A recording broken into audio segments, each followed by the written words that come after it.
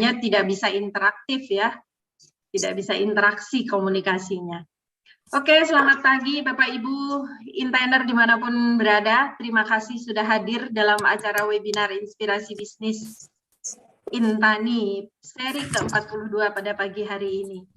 Perkenalkan saya Ila Failani, akan memandu acara ini selama 2 jam ke depan. Sebelum memulai acara, mari kita berdoa dengan kepercayaan kita masing-masing agar acara ini berjalan lancar dan membawa manfaat untuk kita semua.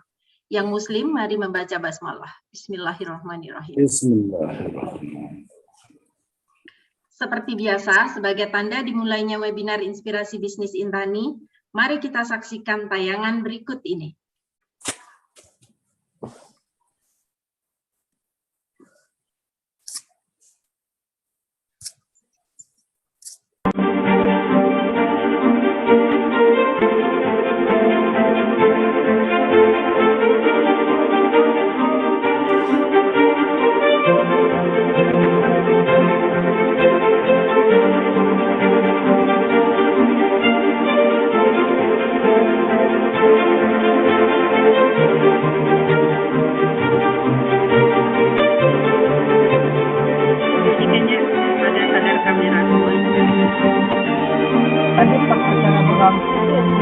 Sudah semua? Ya. Oke, kalau sudah terima kasih. Terima kasih. Oke, kita tutup ya. Sudah ya, terima kasih semua.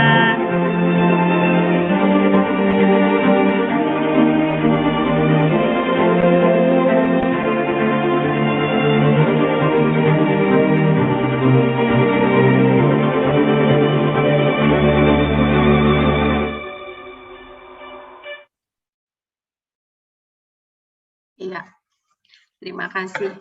Sekali lagi saya sapa, selamat pagi Bapak Ibu Intainers yang sudah hadir pada pagi hari ini. Assalamualaikum warahmatullahi wabarakatuh. Salam sehat dan salam pertanian. Seperti biasa, hari ini setiap Rabu pukul 9 sampai dengan 11 WIB, Intani mengadakan webinar Inspirasi Bisnis Intani. Terima kasih Bapak Ibu telah hadir setia mengikuti webinar ini yang tentunya bertujuan untuk menginspirasi dan bermanfaat, memajukan dan membangun ekosistem yang kuat dan baik di dunia pertanian. Hari ini Rabu 13 Oktober 2021, seri ke-42. Tema kita adalah Cantiknya Bisnis Koi di Tengah Pandemi. Telah hadir bersama kita narasumber Sukma Ragil Saputra, seorang pegiat budidaya dan perdagangan koi. Dan seperti biasa, nanti acara ini akan dikawal oleh Bapak Guntur Subagja Mahardika, yaitu Ketua Umum Intani, Perkumpulan Insan Tani dan Nelayan Indonesia, yang saat ini Pak Guntur juga sedang dipercaya menjabat sebagai Asisten Staf Khusus Wakil Presiden Republik Indonesia. Namun, karena Pak Guntur sedang ada online juga, jadi beliau akan hadir nanti di pukul 9.30.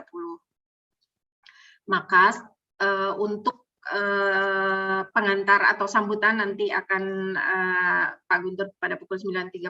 Sekarang kita langsung bicara tentang cantiknya bisnis di tengah pandemi bersama narasumber kita, Mas Sukma Ragil. Mas Sukma Ragil ini saya memanggilnya Sukma Ragil ya, karena beliau masih sangat muda. Berikut adalah profil dari narasumber kita pada pagi hari ini. Nama, Sukma Ragil Saputra, sarjana ekonomi. Lahir di Blitar 1 September 1985. Baru ulang tahun ya berarti ya. Selamat ulang tahun Mas, belated birthday. SMA 1 Blitar pada tahun 2001, selesai 2004. Kemudian melanjutkan di Fakultas Ekonomi UI 2004 dan sampai 2009. Kemudian sebagai GM B-Cons pada 2014 sampai 2015 dengan segudang jabatan ini ya, segudang organisasi yang sudah digeluti beliau, yaitu pernah menjadi CEO Media Cipta Para Kreasi pada 2015 sampai dengan sekarang, kemudian pengurus Iluni FEB UI dan Iluni UI 2011 sampai dengan sekarang, Wakil Sekjen PP Baitul Muslimin Indonesia 2011 sampai dengan 2015, dan sebagai pegiat KOI dan lingkungan hidup. Luar biasa jabatan-jabatannya. Kemudian fungsionaris di FGD Ekonomi Kerakyatan, Wapres RI, dan sebagai owner Samau Koi. Samau Koi ini adalah sebetulnya lagu ini ya, Samau Koi, lagu dari daerah Papua. Oke, tidak berlama-lama, mungkin lebih baik saya sih langsung saja pengen ngobrol dengan Mas Sukma. Saya enaknya manggilnya Sukma, Ragil, atau Saputra? Apa Mas biasa panggilannya? Kalau di Jakarta saya Ragil. Oh, Ragil. Anak paling kecil ya Mas ya?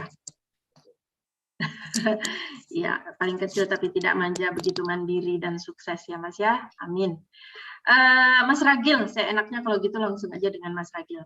Mas Ragil, sebelum nanti memaparkan ya apa itu budidaya koi dan bagaimana bisnisnya, saya ingin ngobrol sedikit dong tentang Mas Ragil.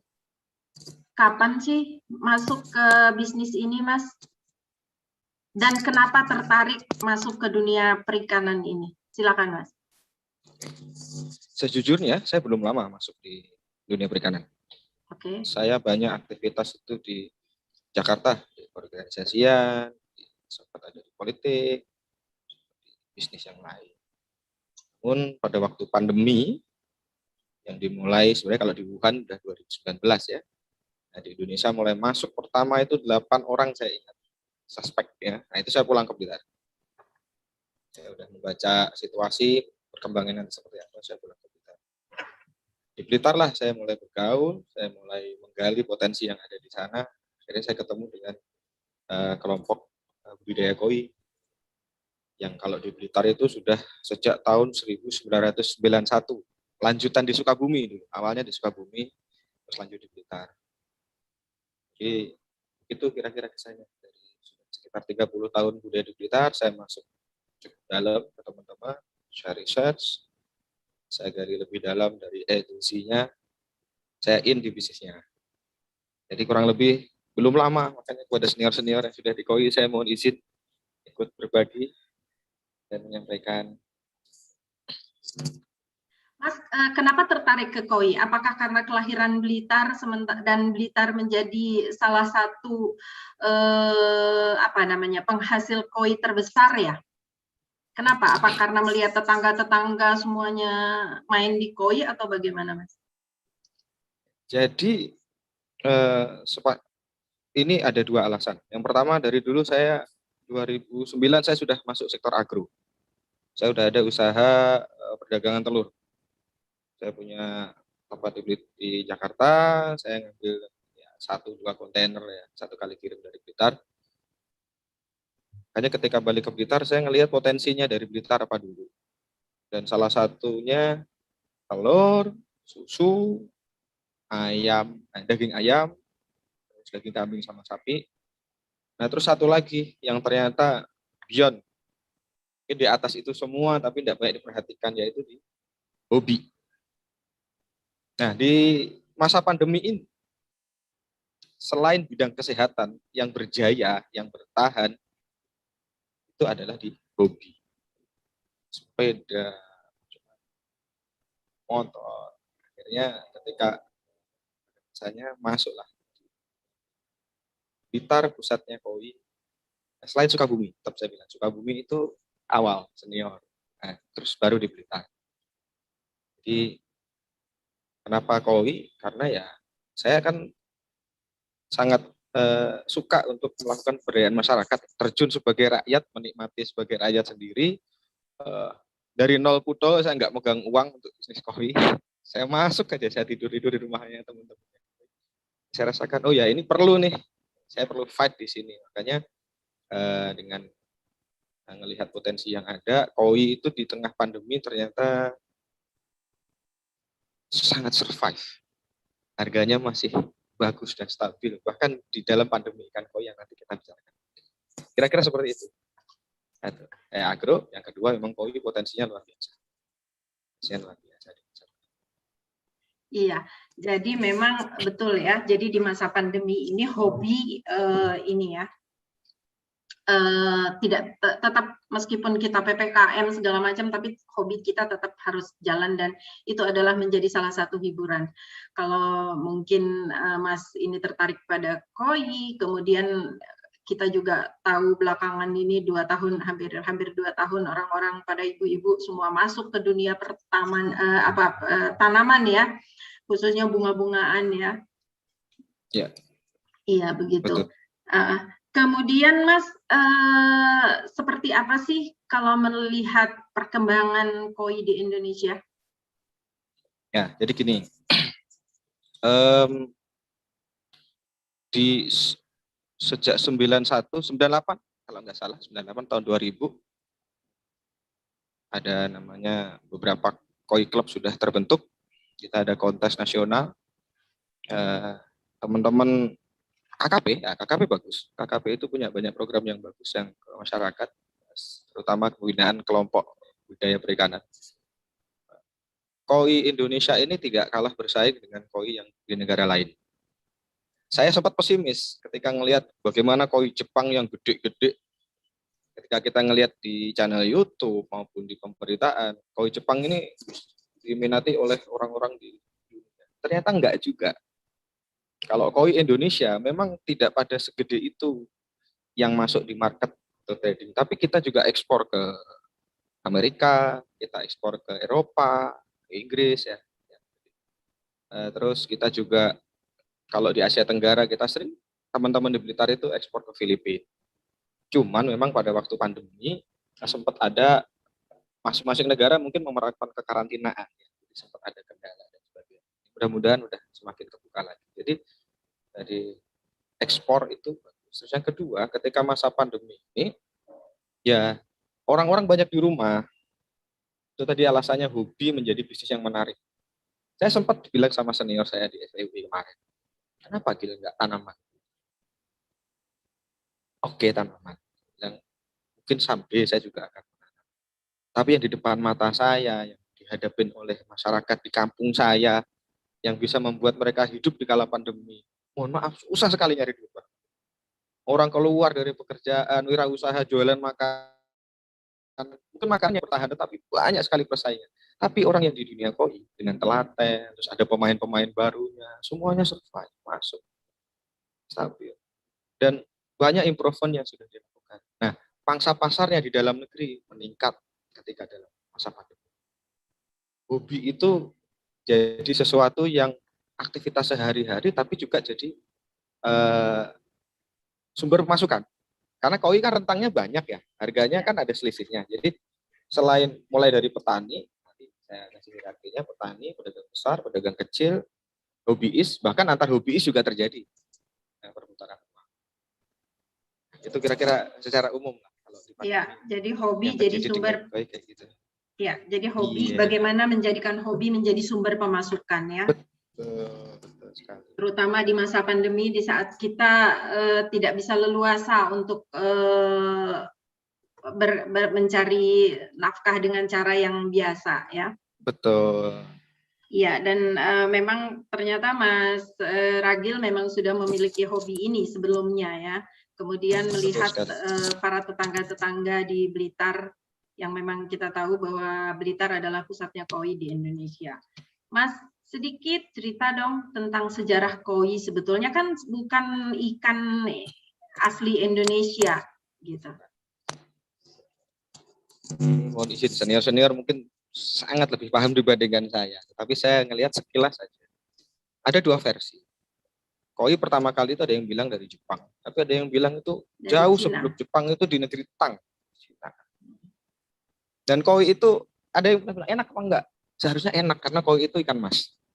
Tapi sayang dimakan. Iya, sayang dimakan. Tapi ada nanti. Ada potensi di mana ada poin yang kebuang dan mungkin bisa masuk, mungkin bisa. Karena kemarin kita sempat diskusi sama teman-teman KKP di Blitar, sempat diskusi soal itu. Nah, dari Cina, dari Jepang, sama teman-teman di Jepang, para breeder di Jepang 1800 1900-an dia di dulu koi pertama itu warnanya warna-warna polos. Jadi tapi karena koi itu memiliki pigmen-pigmen tertentu yang kalau dikasih makan dia lebih mudah keluar. Ketika koi itu disilangkan, akhirnya menghasilkan warna-warna. Salah satu koi yang tua kalau nggak salah saya mau izinnya. Saya ada kelompoknya Cago itu yang polos. Terus muncul lagi yang Asagi. Terus setelahnya Asagi itu ketika dikawinkan muncul Susui, muncul Kohaku, Sankei, dan seterusnya. Nah, dari Jepang itu dulu Indonesia impor dan proyek pertamanya di Sukabumi tahun 1991 kalau nggak salah. Nah, dari Sukabumi ini ada yang nyoba ke Blitar. Nah, nanti di sela-sela slide atau paparan saya akan sampaikan kenapa Blitar bisa koi itu jaya. Karena ada aspek banyak ya. Kalau kenapa koi Blitar itu lebih mudah diperdagangkan dan terkenal dibanding yang lain, daya tahannya bagus dan macam-macam. Yang jelas di Blitar itu di Kemeloko, di daerah lereng Gunung Merapi. Di lereng Gunung Merapi. Kalau kita ngelihat di map, Blitar Utara dekat dengan sekitar Penataran. Nah, di Penataran itu lerengnya Gunung Merapi. Airnya jernih, bagus. Kalau kita ngelihat ke sana sekarang hampir jarang sekali ada sawah, ada kolam, di mana-mana ada kolam. Nah, sehingga pada prosesnya itu tadi didorong dengan adanya kontes-kontes, didorong dengan para hobiis, orang-orang yang menekuni, ada orang yang menekuni koi-koi tertentu, misalnya kayak di Blitar itu yang menekuni jenis kawari, ada yang menekuni jenis apalagi dan sebagainya. Nah, adanya para breeder, yang kedua para farmer, selanjutnya itu para trader. Nah, itu masuklah koi-koi pilihan itu kalangan hobiis yang masuk ke kontes. Kira-kira gitu secara umum sejarahnya. Karena kalau untuk lebih detail, saya yakin senior-senior, ada hadir beberapa senior, saya lihat lebih memahami daripada saya. Nanti kita lanjutkan di diskusi, barangkali beliau mau memberikan paparan atau apa masukan gitu. Ya, terima kasih, Mas. Mungkin langsung ini aja ya, Ya. paparan aja ya langsung ya. Mungkin admin kita akan share paparan yang udah Mas Ragil siapkan. Iya, boleh. Silakan, Mas. Ya. Assalamualaikum warahmatullahi wabarakatuh. Saya tadi belum mengucapkan salam kepada teman-teman Itani semua. Pak Guntur sebagai yang saya hormati, jam 9.30, jangan-jangan sudah masuk. Terima kasih banyak kesempatan diberikan untuk bisa sharing di sini, Pak Guntur. Pak Guntur ini adalah senior saya di FUI. Beliau juga kalau di Arus Baru Indonesia, ormas kita dengan Kiai Jumar Amin, beliau itu wakil ketua bidang kalau nggak salah, sekarang jadi ketua bidang saya. Di grup FGD juga beliau yang aktif dan dapat amanah untuk jadi asisten staf khusus wakil presiden, itu Pak Lukman Hakim. Bu Ila, teman-teman sekalian, Intani dari seluruh Indonesia, dari instansi, dari KKP dan sebagainya, dan beberapa teman dari Blitar. Ya, mohon izin saya berbagi sedikit. Term cantik yang bisnis koi sempat sama teman ditanyakan, cantiknya di mana sih Mas? Kok nggak ada yang perempuan? Nanti tahu. Moderatornya cantik, yang kedua ikan koi itu cantik-cantik. Oke, kita masuk ke slide yang selanjutnya. Tahukah teman-teman sekalian? Mungkin tahu ya. Ikan koi kohaku, ikan koi merah putih, kalau orang pemula itu biasanya suka ikan koi. Tahukah harganya berapa? Ikan ini ukurannya 101 cm. Dia umurnya 9 tahun. Tahu nggak harganya berapa? Kita lihat di slide selanjutnya. Oke, next. Ini adalah ikan termahal di dunia. Ikan koi termahal di dunia. Ikan koi ini laku kalau nggak salah di tahun 2018. Dia laku seharga 1,8 juta USD. Ya, sesuai dengan berita yang di sini. Dan kenapa tadi dibilang cantik? Saya tetap tidak komen, tapi saya setujui. Yang beli tahu nggak? Perempuan. Kita Cici Ying Ying yang beli. Dia orang Taiwan. Dia belinya di Saki Vespa. Ikan ini sudah menang kontes tingkat dunia di Jepang. Dan untuk sampai saat ini insya Allah masih harga yang paling tinggi. 1,4 juta dolar. Kalau dikurskan sekarang kira-kira 20 miliar rupiah. Bagaimana? Masih dibilang koi nggak cantik? Cantik, harganya mahal, prestisnya luar biasa. Oke, kita next. Nah, memang banyak orang tergiur koi itu karena harga yang luar biasa tadi. Tapi tidak semua koi memang harganya sampai segitu. Koi itu ada range yang mulai dari harga 400.000, sejuta, ada yang ratusan juta. Itu sesuai dengan grade dan dengan apa tadi prestasinya dia sendiri di kontes dan sebagainya. Tapi kalau buat teman-teman yang apa ya istilahnya tertarik bisnis koi, cukup simpel alasannya seperti yang saya bilang tadi. Di tengah pandemi, ketika saya survei banyak hal apa bisnis yang bisa saya ambil untuk bertahan di tengah pandemi dan bisa terkait dengan masyarakat, ternyata nggak banyak. Selain hobi tanaman, ya cuma koi. Koi ini di Facebook ada, di IG ada. Begitu kita ngupload orang banyak nanya tentang koi dan ketika saya berkunjung ke teman-teman di farm-farm koi maupun di toko-toko koi di Blitar, tidak ada yang namanya sepi pengiriman. Setiap hari teman-teman tuh ngirim dan pengirimannya itu seluruh Indonesia. Nah, apa sih bisnis yang ada di dunia koi itu? Kurang lebih ada 4. Yang satunya mungkin di luar bisnis, tapi ternyata ada Indonesia. Pertama, breeder. Breeder koi. Yang kedua ada farmer, ada trader atau pedagang koi, ada yang kelasnya hobi. Kelas hobi itu seolah-olah nggak ada duitnya. Tapi kalau istilah teman saya itu bisa jadi duit ketika ada yang istilahnya ada PPKM. Apa itu PPKM? Pura-pura kolektor, tapi makelar. Loh kenapa kok bisa kayak gitu? Ya karena UGD. Ujung-ujungnya golek duit. Nah, ada istilah seperti itu. Nanti kita bahas. Nah, next coba kita next dulu.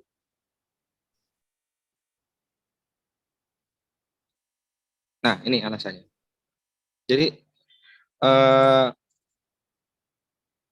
pasar koi itu seperti apa? Koi itu biasa untuk mengisi kolam, atau pon ya. Ponnya para hobiis. Para hobiis koi itu pada umumnya sejak awal dulu itu adalah kalangan menengah atas atau bahkan mungkin kalangan atas-atas. Tapi sekarang juga berkembang itu menjadi kalangan menengah juga memelihara bahkan teman-teman yang asal punya kolam atau akuarium di bawah sudah bisa bikin kolam. Nanti kita share lagi di hotel dan di restoran yang mewah, yang elit. Misalnya kalau saya sampaikan di sini ada di Hotel Sheraton di Waikiki di Hawaii. Itu ada kolam. Kemarin saya juga ikut di grup Facebook teman-teman koi dunia itu di berbagai belahan bumi dunia. Koi itu digemari karena ada mitosnya di koi bahwasanya koi ini membawa keberuntungan. Terus dari sisi gender, nggak cuma laki-laki yang suka koi, bahkan ibu-ibu. Pelanggan terakhir yang bukan terakhir bulan lalu yang order ke saya untuk ngisi satu kolam koinya itu ibu-ibu. Jadi kolam koinya itu awalnya dirawat suaminya karena kurang begitu ini, akhirnya direnovasi. Pemegang anggarannya ibu-ibu, akhirnya ibu-ibu ini yang order ke saya. Meskipun sempat ragu, ada problem, tapi saya yakinkan, alhamdulillah kita kirim ikannya, alhamdulillah umur sebulan di sana, koinya udah jinak, udah bagus, udah sehat, dan udah berkembang. Terus yang kedua yang tadi saya bilang middle up income, jadi yang kalangan menengah ke atas, tapi kalangan bawah pun sekarang udah bisa menikmati koi. Terus domestik dan ekspor. Jadi seperti yang saya preface di awal tadi, kalau untuk di Indonesia, nah ini ada grafiknya, banyak di Jakarta, DKI Jakarta. Jadi sentra-sentra koi di Jakarta itu ada beberapa. Kemarin sempat order ke kita juga, terutama yang memiliki daya dukung prasarana air yang baik. Bogor gede juga, teman-teman. Terus ada lagi kita sempat ngirim sebelumnya dulu ke Makassar, kita ngirim juga ke Sumatera. Mas Wida waktu kemarin kalau nggak salah bukan Pak Teo kirim ke Batam. Terus kalau di Indonesia Timur itu Papua dan Makassar.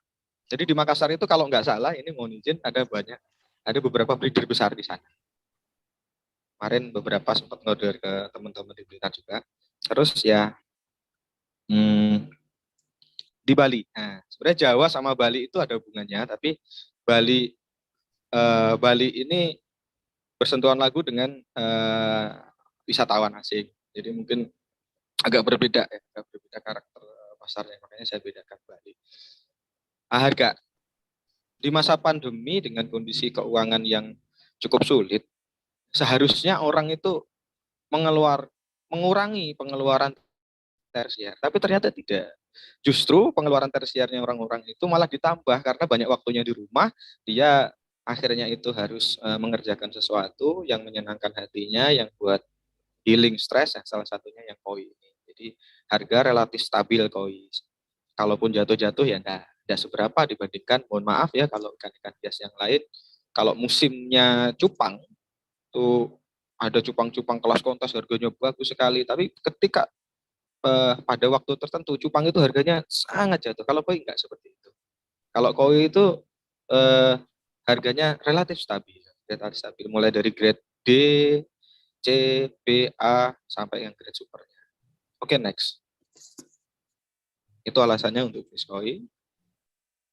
Nah, kita ngomongin kalau ke dunia profesi yang digeluti di dunia perkoian. Farming. Farming itu sudah berkembang.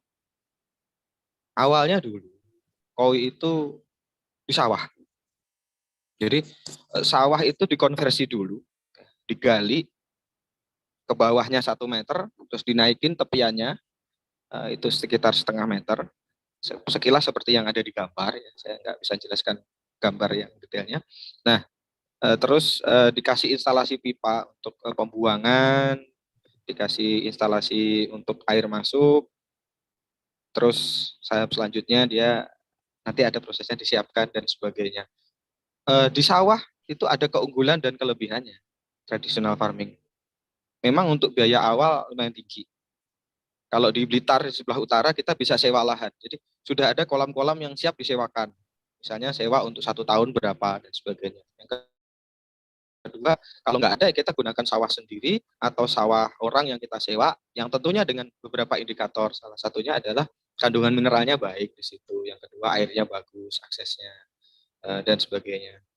Biaya awalnya memang tinggi karena selain akuisisi lahan, kita masih ada tahapan-tahapan yang lain. Misalnya kalau diperlukan instalasi listrik ya, jauh. Kalau sawah itu kan banyak kan jauh dari perumahan. Kita perlu bikin meteran sendiri di situ. Kalau belum ada ini ya instalasi listriknya, kita belum bikin meteran sendiri ya itu sekitar 3 sampai sekian juta. Dan selanjutnya kita perlu plastik untuk menutup tepinya itu biar nggak berguguran. Terus kita perlu juga untuk akuisisi bibit, kita perlu untuk yang lain-lain gitu. Nah, SDM sendiri untuk bikin kolam itu per meternya sudah berapa. Jadi udah biayanya lumayan tinggi. Tapi keunggulannya adalah tuh ternyata dengan budidaya ikan koi di sawah, setelah kami teliti lebih dalam, itu padat tebarnya rendah. Sehingga koi itu tingkat pertumbuhannya maksimal. Nah, ini mirip dengan tempat di mana koi dibiarkan di Jepang. Itu ya seperti dilepas di alam liar, di danau, di tempat kolam yang alami yang sangat luas, sehingga ikan itu bisa berkembang dengan maksimal. Adapun pada tebarnya kalau nggak salah saya ngitung per 1.400 meter persegi lahan atau 100 ru itu pada seleksi pertama itu cuma disisakan ikan sekitar 1.500. Rata-rata teman-teman menggunakan itu. Jadi 1 meter persegi itu 1 ikan. Makanya ikan itu dalam 5-6 bulan selanjutnya itu perkembangannya sangat cepat. Selain ditunjang oleh nutrisi yang ada di koi. Namun seiring dengan berjalannya waktu berkembang teknologi. Kalau Pak Lukman dan Pak Tur mungkin kalau di dunia tambak udang udah jauh sangat extend. Sejak 2013 kalau nggak salah e-fishery udah digunakan dan dikembangkan di dunia tambak udang. Tapi untuk di dunia koi tidak secepat itu. Karena koi itu memang sudah dengan yang di sawah saja sudah cukup. Hasil akhirnya 30-35 cm dipelihara 8 bulan itu udah ekonomi scale buat petaninya. Namun setelah diteliti lebih dalam, koi ini kan kita mencari kualitas daripada koi yang sudah ada, nyari yang hasil seleksian terakhir yang terbaik dari grading dari koi yang sudah ada setelah di grading dan sebagainya, dari 10.000 nener jadi 1.500 ikan umur 1,5 bulan sampai yang terakhir itu sekitar 150 ikan. Itu yang dicari itu cuma sekian persennya saja yang bagus. Dan yang kedua, ada kondisi namanya pandemi ikan. Nah, pandemi perikanan ini masalah yang harus dipecahkan bersama. Terjadi ketika masa peralihan musim, atau kalau kita bisa bilangnya adalah bulan Juni sampai bulan Desember. Nah, bulan Juni sampai bulan Desember itu entah secara spesifik apa yang terjadi, mungkin kita bisa diskusikan bersama. Penyakit-penyakit koi muncul semuanya. Penyakit koi muncul semuanya. Makanya kolam sawah itu sangat berisiko. Bayangkan ada 150 ekor ikan terbaik yang dijual itu minimal ya per ekornya itu bisa 100-200 ribu kalau di sawah ya. Kalau di end user kan bisa sudah dipilih-pilih nantinya. Itu mati semua. Kasus yang saya belajar pertama itu ketika bulan Juni kemarin, saya terjun di daerah Tlogo itu, ada ya senior itu udah hampir 200 ekor. Ikan 30-35 cm, udah ditengok sama pedagang, udah siap untuk misalnya di sat airnya untuk disajikan, besok diangkat dan dibayar. Malam mati semua. Malam mengambang, besok pagi mati semua. Itu uang sekitar 30-40 juta satu kolam itu. Udah hilang. Nah, kesimpulan, masalah teman-teman mulai concern untuk melihat gimana kalau kita coba e-fishery juga. Minimal ya teknologi yang sangat sederhana. Salah satunya itu ya teknologi FET. Jadi teman-teman itu sudah mulai nyoba mengembangkan koi di ada Mas Yen dan saudara-saudaranya. Siapa tahu Mas Yen ada di sini. Di mereka tinggalnya di Blitar Timur itu beliau dan keluarga besarnya, timnya pertanian di sana, kelompok budidaya perikanannya Mas Zen itu, beliau pakai sistem FET. Ya Mas Zen, ada Mas Denny, ada juga Mas Sony di grup kita. Sistem FET. FET itu yang bulat-bulat seperti ini, rata-rata pakai diameter 3 atau 4, ketinggiannya 1,2. Ya, ketinggian yang ideal seperti yang di sawah. Nah, ini dia lebih ringkas.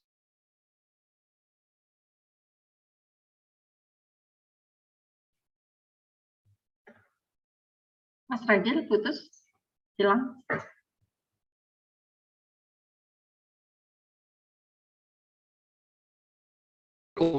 Jadi nanti ada caranya. Jadi lebih terukurnya apa? Jadi ikan di satu vat dengan satu vat yang lain itu lebih aman. Kalau ada resiko yang terkena di satu vat tidak mengenai vat yang lain.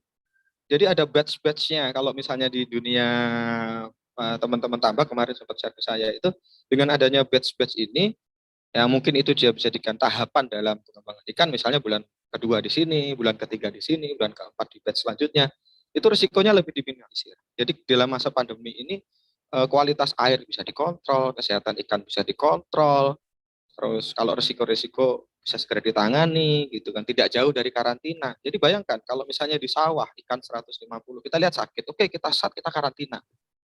Proses untuk karantina aja ngangkat ikan itu udah setengah hari lebih.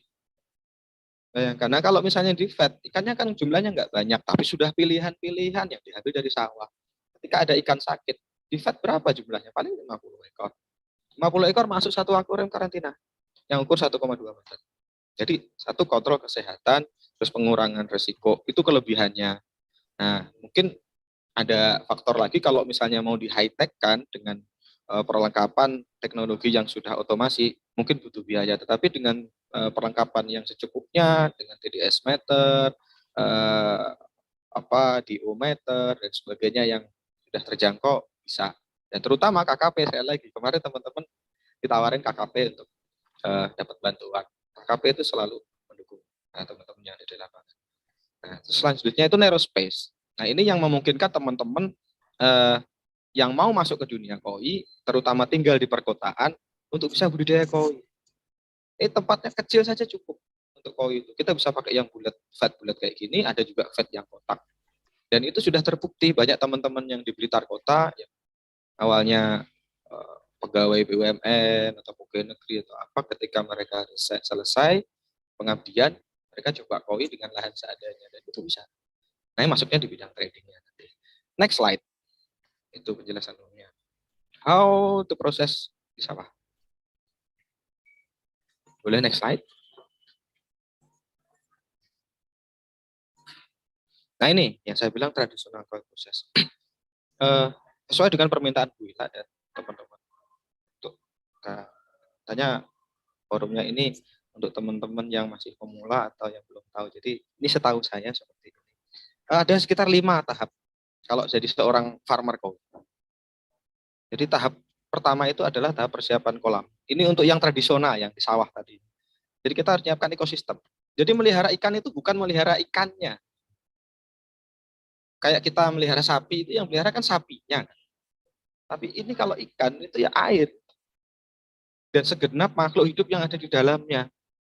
Yang kita namakan ekosistem. Jadi kita harus menyiapkan ekosistem dulu. Ini berlaku juga meskipun nanti ada vet atau di akuarium atau di kolam di rumah atau di hotel. Semuanya harus menyiapkan ekosistem. Tahapnya 1, konstruksi kolam dan instalasi. Konstruksi kolam itu ya kita membuat lubang, itu bahasanya gitu, bikin lubang. Nah, instalasinya apa? Instalasi untuk aliran air. Karena air itu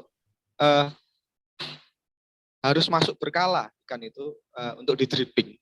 Ada 2 metodenya, satu metode filter sama dripping. Kalau di sawah itu harus di dripping. Pada jam-jam tertentu air itu harus dialirkan ke sawah.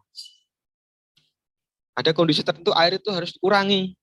Misalnya airnya udah terlalu kotor, kelihatan nggak bagus, ikannya nggak sehat, itu air dikurangi. Jadi harus disiapkan instalasi yang baik. Dan bahkan mungkin kalau misalnya teknologinya bagus, nah ada instalasi yang lain. Tapi untuk tradisional farming pada umumnya ya itu dan instalasi pipa untuk buangan saja. Yang kedua ada sarana penunjang. Tentunya kita untuk mengalirkan air butuh listrik. Jadi kita install ke PLN, kita install untuk listrik yang bisnis ya. Meskipun ada teman-teman yang nakal, mudah-mudahan nggak ada PLN di sini. Kalau yang nakal itu teman-teman pakai listrik yang musola karena cuma 50% kurang bayar. Ini mohon maaf PLN, nggak bermaksud mengajari yang nakal, tapi kadang-kadang teman-teman butuh keringanan seperti itu. Nah, selanjutnya itu ada tadi kesiapan air dan unsur hara. Nah, setelah kolam disiapin, instalasi juga disiapin, itu harus dibajak sawah. Tanah itu harus dibalik. Biar unsur haranya keluar, terus dilumpurkan, dikasih air, didiamkan sekitar 3-10 hari. Jadi tergantung tempat masing-masing. Nah, yang kedua, kalau air udah siap, jadi udah air udah direndam, udah ngelumpur, udah siap, kita beli bibit, kita beli istilahnya kalau di sini tuh nener ikan. Itu jualnya per kantong. Per kantongnya itu harganya macam-macam. Sesuai dengan ini, kalau impor ada yang 400, 500 ribu per kantong, itu sih 1000. Ada juga yang bibit-bibit lokal ya sekitar 350, 400 juga. Nah, itu kita kalau waktu beli untuk memastikan itu bibitnya unggul. Ini harus unggul ya, maksudnya unggul ini saya jelaskan dulu. Apa itu bibit unggul dan marketable? Jadi kita ketika mau melihara ikan pun mulai dari nener, kita harus memperhatikan aspek ini ntar bisa dijual nggak nih ikan gitu. Kalau hidup terus berkembang dengan baik, kualitasnya baik, itu bisa nggak ini dijual? Sekarang yang lagi laku apa nih? Misal kelihatan, oh ini musimnya doitsu nih kalau di Blitar. Doitsu itu ikan yang nggak kelihatan sisiknya, tapi polanya lebih jelas di kulitnya. Udah kayak doitsu. Nah, mungkin tentunya harganya agak lebih mahal. Kita lagi marketable. Kalau keunggulannya, sekali lagi satu, memang banyak para mitra atau breeder yang sudah unggul di tempat masing-masing, tapi harus pastikan kalau bisa, misalnya nih, para petani, saya ya, ketika saya mencoba itu saya selalu Oke, tahu induknya yang mana. Misalnya kita tahu induk ukur 50 cm, dipijahkan di situ, anaknya sekian, yang punya ini. Udah kita tahu. Tapi kita sesekali perlu ngecek, mana nih yang sudah pernah ditebar sama dia. Mana yang pernah ngambil sama dia. Nanti kelihatan kalau udah umur 2 atau 3 bulan, kita cek ke sana. Oh, itu bibit dari mana? Oh, dari sana. Nah, itu lebih referensi yang seperti itu yang lebih aman buat teman-teman petani pemula, karena bagaimanapun kita nggak pernah tahu. Ada beberapa senior saya yang di Blitar yang kayak gitu. Jadi dia udah semangat banget dikasih dapat bibit ikan, ya beli juga dengan harga yang sama juga. Tapi ketika ikannya gede, loh kok nggak kelihatan nih mana yang bagusnya gitu kan. Nggak, pertumbuhannya nggak optimal, terus warnanya juga nggak keluar, polanya nggak keluar. Ketika kita sensir atau kita seleksi 1,5 bulan pertama, kok dikit banget gitu ya, teman-teman senyum semua. Itulah kita harus belajar. Kita punya sense, kita punya network, kita harus teliti. Nah, breeding juga bisa dilakukan sendiri, tapi itu next level. Ketika kita udah bisa melihara sampai akhir, ada waktunya kita akan breeding. Atau kita juga bisa ikut breeding bersama. Di Blitar itu asik, teman-teman tuh kelompok-kelompok itu ada yang breeding bareng, misalnya kayak di teman-teman di Lego itu, dia ada beberapa klub di mana dia situ ayo breeding gitu. Saya punya indukan, misalnya, atau saya punya pejantannya. Dan di kalangan para hobiis pun lumrah.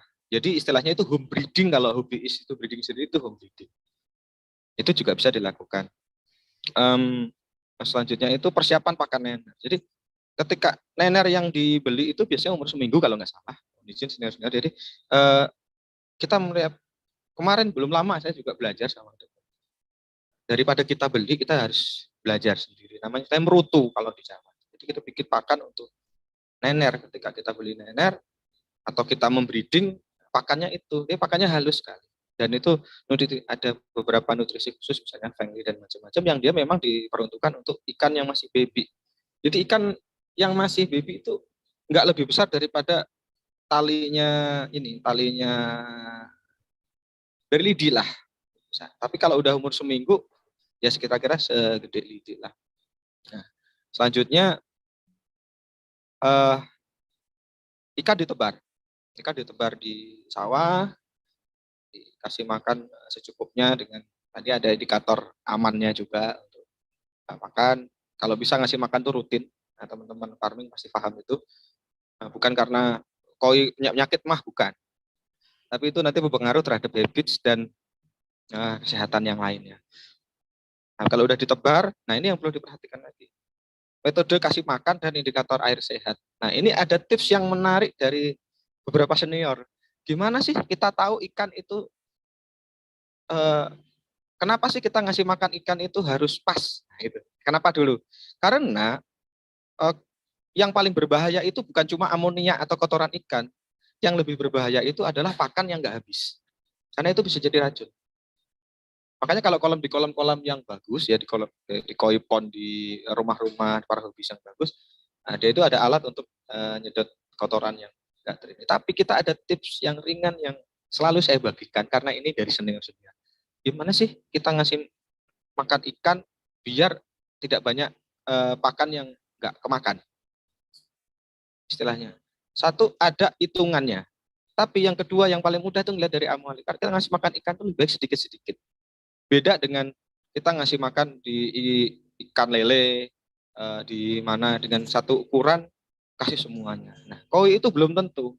Ketika ikan tidak terlalu sehat, misalnya kondisi cuacanya nggak bagus, ikan itu otomatis itu nafsu makannya berkurang. Jadi nggak usah dipaksa, ngasih makan dikit-dikit. Ketika beberapa ikan yang muncul itu cuma sedikit ikannya ke atas untuk ambil makanan, ya udah stop aja. Itu yang cara yang paling aman sehingga tidak ada sisa. Yang kedua, kita juga tidak membebani pencernaan ikan yang sedang mungkin nggak sehat karena kondisinya beda. Terus yang kedua ada indikator air sehat. Indikator air sehat itu kalau bahasanya teman-teman tambak dulu, orang-orang tradisional ya, orang-orang Jawa itu, ini maaf ya, jentikan ini dimasukkan air, terus dicicipin.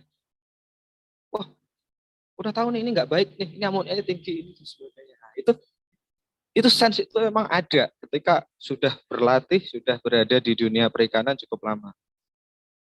Cuman nanti perlu diperbaiki dan sebagainya. Ada indikator-indikator yang umum orang lihat itu dari warna air, dari anomali ikannya. Kalau misalnya ikan itu mojok di atas sudah ngap-ngap, nah itu tandanya ikan dalam kondisi yang kurang bagus. Terus airnya itu terlalu gelap, banyak kotoran dan sebagainya. Itu pengamatan itu seyogianya dilakukan secara rutin dengan standar SOP tertentu. Jadi nggak seharian kita ngamatin. Itu ada jadwal makan, ada jadwal ngecek air, dan seterusnya. Nah, tentunya ada nutrisi-nutrisi yang terkait dengan makanan ikan ya untuk mengeluarkan warna dan sebagainya. Nah, kalau di Blitar teman-teman tuh udah bisa membuat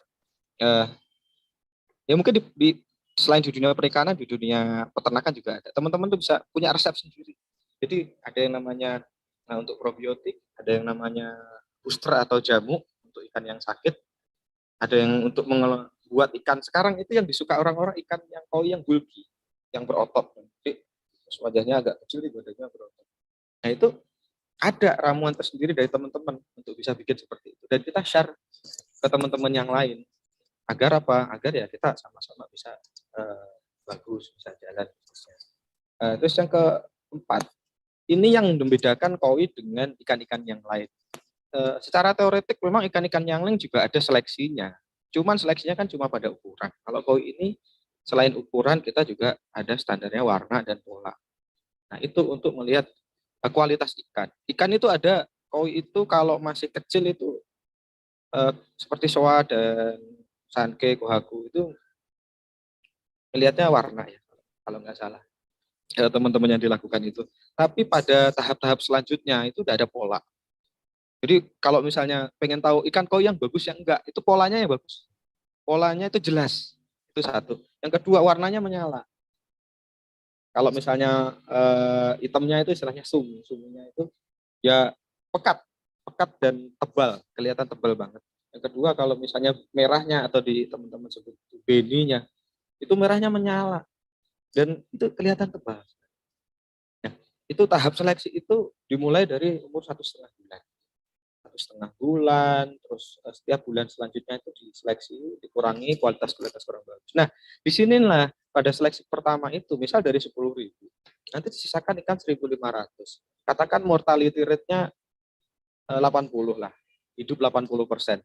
Masih ada kan ikan sekitar 5.500 yang kecil-kecil ukuran 3-5 cm. Itu mohon maaf ya di dunia koi ada yang kalau untuk menjaga koi bagus, ada istilahnya itu tradisi ya iwaknya dibuang. Saya kira itu dibuang ke sungai, ternyata enggak, ya mati aja. Agar apa? Agar yang orang itu fokus memelihara ikan yang bagus ya. Nah, tapi ya itu tadi saya bilang kenapa nggak dimakan saja? Nah, ada gagasan itu yang muncul waktu diskusi sama kemarin teman-teman sama Bu Siti ya kemarin teman-teman KKP di Blitar. Kenapa itu nggak diolah saja menjadikan baby ini koi yang khas Blitar dan sebagainya. Itu siapa tahu nanti ada gagasan-gagasan tersebut yang bisa dieksekusi teman-teman untuk meningkatkan nilai tambah. Nah, selain dibuang ada juga itu dijual ke ini ke apa? Para breeder atau farmer untuk ikan-ikan predator. Jadi ikan-ikan predator itu dikasih makan itu, nah itu ada pangsa pasarnya sendiri, ada nilai ekonomisnya tersendiri juga. Nah cuman ya fakta untuk yang sudah dibuang di mati itu perlahan-lahan sudah mulai ditinggalkan. Teman-teman juga ngelihat ada sisi ekonomis, yang kedua ada sisi perikehewanan di mana hewan itu juga layak untuk hidup. Ada juga akhirnya yang dibuang ke sungai untuk pelestarian lingkungan dan sebagainya. Nah selanjutnya setelah melalui proses seleksi, pada proses seleksi yang kelima dan keenam itu sudah mulai ada nilai ekonomis yang cukup berasa. Hasil seleksian itu bisa menutup untuk beli pakan. Ini pada umumnya teman-teman kayak gitu.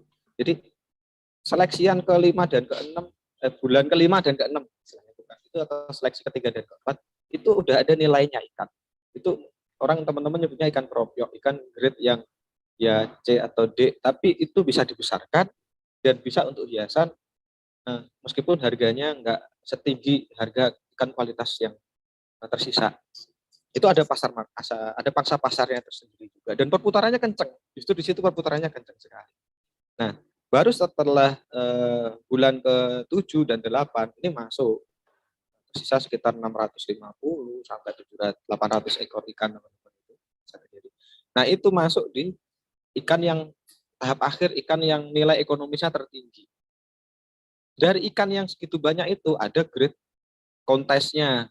Kalau orang yang sudah jeli berpengalaman nanti ngelihat ada 1 sampai 5 ekor, ada yang bilang gitu, ada yang mungkin bisa lebih.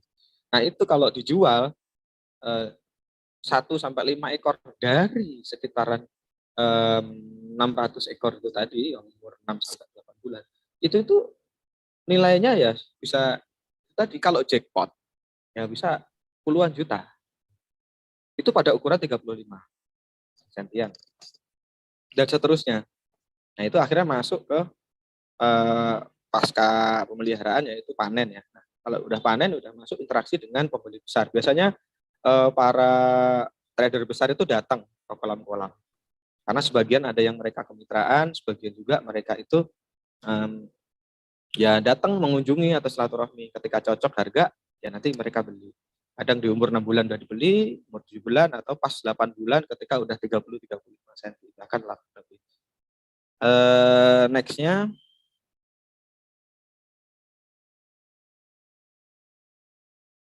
ya ini perkiraan panen ke-8. Pada bulan ke-8, kira-kira saja ini ya, ini mohon maaf ini, karena belum ada riset yang spesifik terhadap panen-panen yang ada di semua di Koi di Blitar, tentang berapa persen sih sebenarnya jumlah grade supernya, grade A-nya, grade B-nya gitu, dari panenan di tiap farm. Tapi secara umum kira-kira seperti ini. Yang paling besar tetap ada grade C. Grade C itu sekitar 40%, grade B ada sekitar 30%, grade A 19%. Yang paling kecil ini grade super. Grade yang layak untuk kontes. Dan itu yang harganya luar biasa.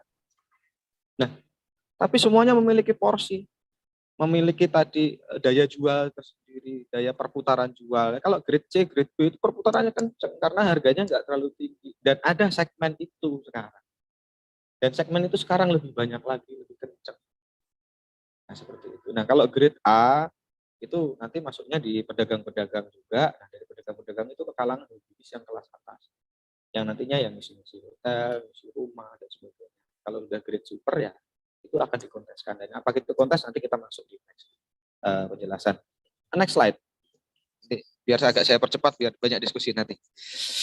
Nah, ini koi farming proses untuk dia lahan sempit. Sebelumnya. Nah, ini simpel aja, dari sini tetap ada 5 proses. Tapi perbedaannya adalah tahap pertama ini kita bisa menggunakan lahan sempit, kita bisa menggunakan terpal, kita bisa menggunakan sudut ruangan dijadikan kolam dengan standar filter yang baik.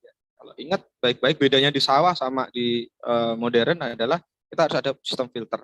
Dan itu menghemat air karena air kan dialirkan terus pakai air yang ada itu saja, cuma dengan mekanisme filter airnya bisa kondusif untuk tempat hidupnya ikan. Secara spesifik kita bisa diskusikan. Yang kedua grade ya. Ikan yang diambil untuk yang di kolam sempit atau di lahan sempit atau di pertanian modern atau di vet itu idealnya dari penelitiannya teman-teman minimal ukur 10 sampai 15. Kalau di bawah itu enggak ideal untuk digedekan di sempit. Dan itu kita harus belajar dengan baik, punya teman-teman yang baik untuk bisa dapat bibit ikan yang bagus. Bibit ikan yang bagus. Pada ukurannya kira-kira saja 3 cm. Itu sudah bisa untuk masuk ke di modern farmingnya.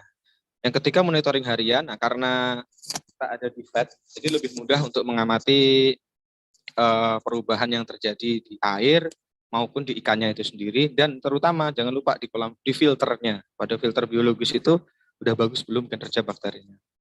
Yang keempat ya tetap ada seleksi. Nanti setiap bulan kita seleksi. Di kolam vet itu biasanya idealnya 3-4 bulan, target bisa terpenuhi 30 cm. Ada yang bisa 35, tapi saya masih belajar sama beliau-beliau. Yang terakhir adalah panen dan penjualan yang mirip-mirip juga. Kita bisa jual sendiri atau ke diecer, atau ya pada umumnya ya dijual ke pedagang. Oke, next saja. Saya sampaikan ini. Kalau teman-teman browsing di Google dengan keyword budaya ikan koi di lahan sempit Blitar, itu muncul yang namanya Pak Dayat. Ini Pak Dayat ini ayahnya Mas Gilang. Ini tetangga di farm kita. Letaknya di sebelah barat makam Bung Karno. Jadi ada Pak Dayat, ada Kak Sony dengan koi dutnya di Jalan Dewi Sartika.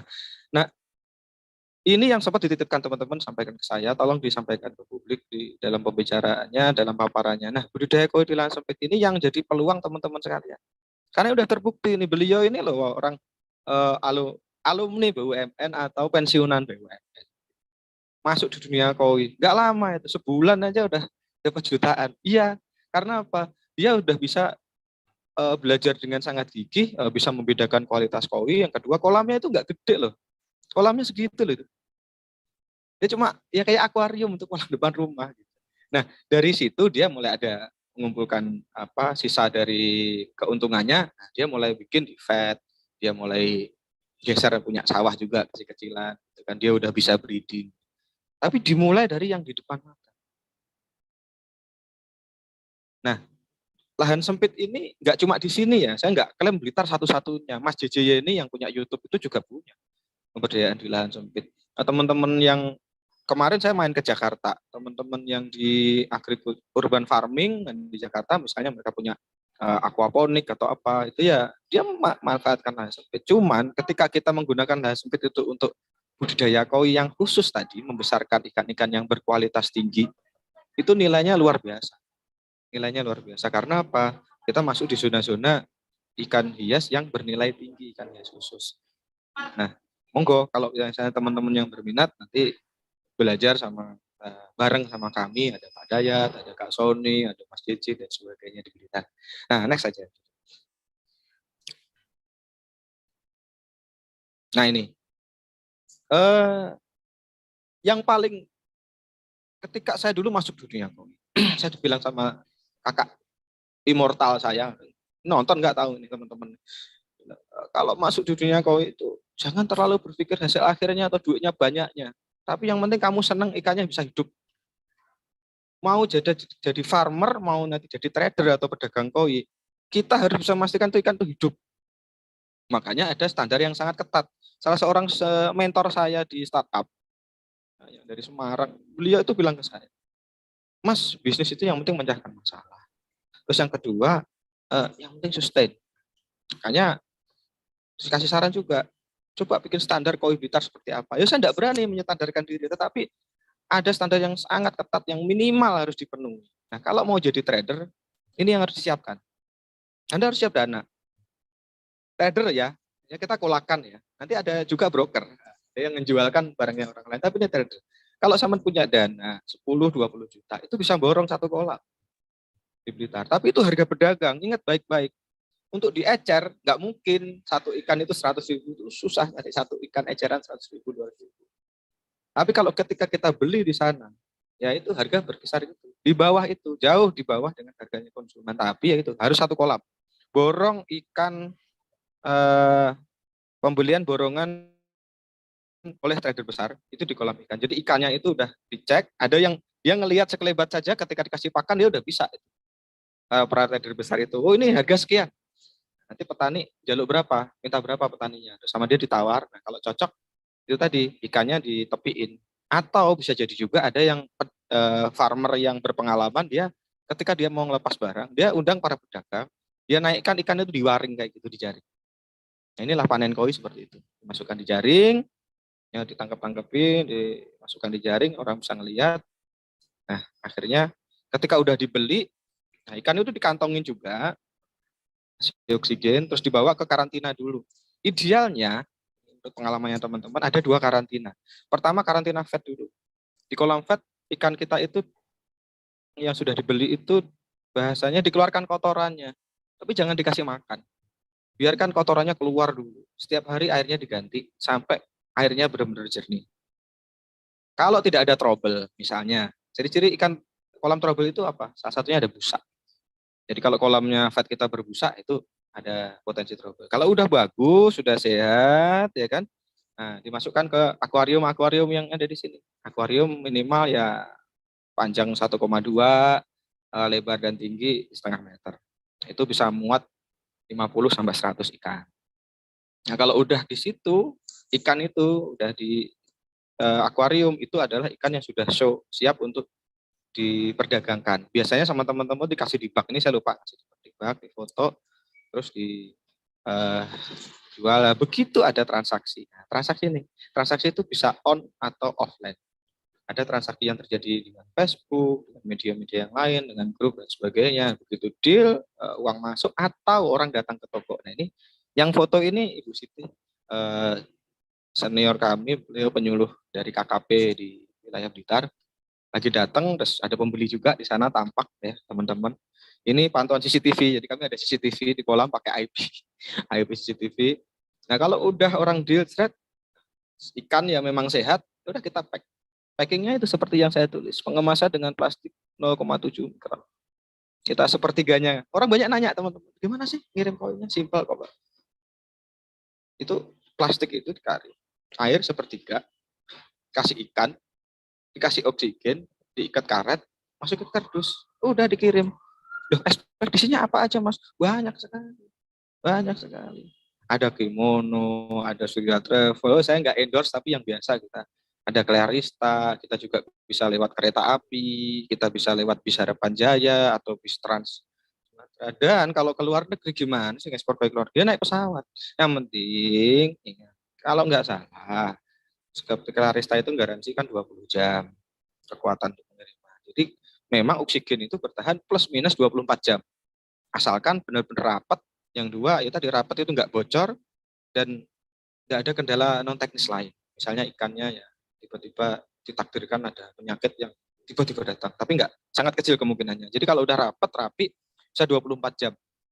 Gimana kok bisa dikirim ke Amerika? Kemarin ada nanya senior saya Bang Iwan nanya, Bang, gimana Ragil kok ada teman saya pengusaha kok bisa ngirim ikan ke Amerika? Ayo bisa Pak, itu kan 24 jam.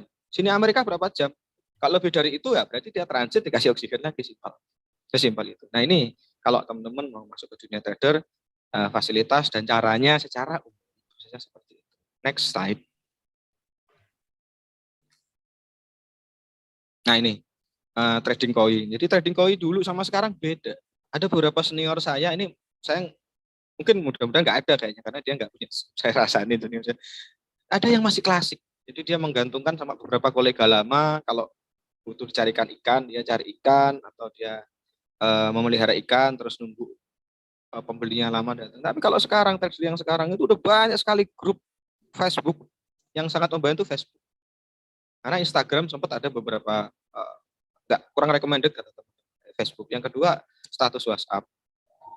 Terus ada grup-grup WA yang untuk ngelelang koin. Ada grup-grup WA yang antar pedagang lokal satu grup. Beberapa teman yang sudah pengalamannya bagus ya, cuma ngasih status WhatsApp saja. Ya nggak selang 5 menit saya tanya itu berapa harga. Misalnya saya cek harga itu, Nah nanti dijabri itu udah sold. Jadi kalau sudah berpengalaman, kondisinya juga bagus, memungkinkan status WhatsApp itu bagus, cepat. Nah ditunjang juga dengan grup-grup. Ada banyak ini kebetulan ini aja, saya nggak ngendorse, cuman ini beberapa grup yang kita ikutin. Ada Koi Malang Raya, Sumber Koi Blitar, ada Koi Sulawesi, ada Koi Depok dan sekitarnya. Nah itu biasanya kita bisa saling berinteraksi. Nah memang Facebook menyediakan page buat kita ngupload program kita. Bisa kita dengan page itu bisa kita sponsori lah, kita iklankan. Tapi banyak teman juga kalau di grup itu dengan rule-rule tertentu, mungkin dengan ada rekening bersama. Jadi demi keamanan, biasanya grup itu menyediakan rekening bersama. Jadi kalau ada transaksi di situ, lewat rekening admin. Nanti admin begitu barangnya nyampe, sama admin ditransfer kepada penjual. Nah, dipotongannya berapa? Enggak ada, jarang sekali yang ngasih potongan tetap berapa, enggak. Tapi biasanya sukarela saja. Ada yang Rp1.000, Rp5.000 atau berapa saya tidak bisa memastikan. Tapi intinya ada untuk keamanan pembeli biasanya pakai rekening bersama. Nah, kira-kira seperti itu kalau pada level tradingnya. Coba next. Masih ada apa lagi? Nanti kelamaan ngobrol. Nah, ini Koi Kontes. Saya sekaligus promosi juga. Koi Kontes itu diadakan oleh banyak klub koi. Saya respect untuk semua komunitas koi. Tapi mohon maaf, ya alhamdulillahnya Blitar masih dipercaya sampai saat ini untuk jadi satu-satunya yang mau dipercaya untuk mengadakan Piala Presiden. IO-nya kalau nggak salah teman-teman KPC Blitar Club dan didukung oleh semua kok, hampir semua ya. Saya klaim semua, mudah-mudahan semua masih kolaborasi semua koi klub yang di bawah ini koi klub. se-Indonesia. Ini tanggal 19-21 November nanti diadakan di Blitar. Alhamdulillah Blitar kan jadi proyek percontohan untuk PPKM level 1 nih normal. Nah, ini proposnya masuk dan di sini tempatnya apa coba? Kalau orang ikan itu masuk di kontes, terus dia menang atau dapat nominasi ikan super quality dia, baik itu ukuran macam-macam. Ada ukuran itu yang masih minion ya 15 cm, 20 cm kalau nggak salah. Ada yang berdasarkan ukuran sudah gede. Semakin dia kontes itu harganya semakin mahal. Yang kedua juga meningkatkan reputasi dan jaringan dia. Ketika kontes dia bertemu dengan pedagang-pedagang yang lain, berinteraksi, akhirnya dia punya nomor HP, bisa kontakan, bisa ada orang yang lihat status dia ketika dia ngupload koi. Maaf, koi itu jarang sekali teman-teman itu dikirim ke Japri, itu jarang. Dia diupload di status WA atau di Facebook, orang ngelihat negosiasinya di Japri. Tidak ada negosiasi di atas permukaan. Karena itu semuanya itu kemampuan negosiasi untuk dapat harga bagus. Nah, koi kontes ini saya rekomendasikan buat teman-teman misalnya yang suatu saat hobi atau sudah punya hobi koi, keeping lah koi yang bagus, nggak perlu juga beli yang sudah gede, mungkin kelihatan dari kecil udah bagus, dirawat dengan baik, hidup, ikut kontes. Dengan ikut kontes kita banyak berteman, kita mungkin punya jaringan untuk perdagangan, dan terutama kita jadi tahu mana sih koi yang paling bagus kualitasnya. Mudah-mudahan di antara ini juga ada peserta yang mungkin mau daftar. Mudah-mudahan ada yang menang Piala Presiden. Jadi kontes koi show ini dilangsungkan 19-20 November di Blitar. Sekedar membantu teman-teman. Next ya. Biar banyak diskusinya karena udah jam segini. Nah, ada fishery tech. Meskipun kita bilang modern di FED, kita nggak serta-merta kita sangat otomasi, belum sehebat di tambak. Namun begitu ada beberapa aspek aja yang perlu kita perhatikan. Kalau di perikanan kemarin sempat discuss dan mohon izin nanti mau diajari lagi para senior yang sudah ada di sini. Yang paling penting satu DO. Jadi dissolve oksigen itu kadar oksigen di dalam air. Baik di sawah maupun di kolam pribadi maupun di akuarium. Itu kadar oksigen itu sangat menentukan kesehatan dan kehidupan koi. Nah, selama ini kita ngelihat kadar oksigen itu cuma ngelihat anomali air. Apakah airnya itu bagus atau enggak? Atau ya udahlah, yang penting dikasih aerator. Sebenarnya perlu pakai alat. Perlu alat khusus yang namanya diometer. Nah, kalau saya ngelihat di Tokopedia, di marketplace kayaknya sudah sudah nggak terlalu mahal ya, mulai harga 5-10 juta, dan itu alhamdulillah ya KKP juga membantu kelompok-kelompok budidaya perikanan yang sudah sustain itu bisa mengajukan atau ditawarkan oleh para penyuluhnya. Alhamdulillah KKP sangat support. Cuman mungkin perlu yang lebih intens, perlu juga di sini ya ada forum-forum seperti ini yang enggak serta-merta kayak KKP itu ditodong terus enggak, tapi KKP itu juga sharing. Misalnya kalau enggak bisa beli gimana? Apakah di daerah sana ada? Terus yang kedua, bagaimana cara memanfaatkan dan sebagainya. Nah, ini kebetulan teman saya, salah satu teman saya di MIPI itu jauh-jauh hari udah sejak 2013 ya, zaman awal-awal fishery, dia udah menemukan, udah punya namanya Pictafish, ini otomatis. Nah, mungkin dia sudah mengaplikasikannya di tambak sekarang, di tambak udang. Nah, ya sooner mudah-mudahan beliau jadi minjemin saya alat ini. Jadi diometer yang dia ciptakan ini udah terintegrasi dengan handphone. Jadi kita udah bisa ngelihat monitoring laporannya itu dengan handphone. Jadi sudah terekap.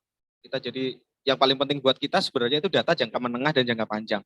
Sehingga misalnya pada masa pandemi ikan, ketika ikan banyak mati dan sebagainya, itu sebenarnya oksigennya kayak gimana sih? Jangan-jangan jam sekian berubah. Sehingga sifat airnya jadi asam, sifat airnya itu jadi salinitasnya turun, terus perkembangan bakterinya jadi jelek dan sebagainya.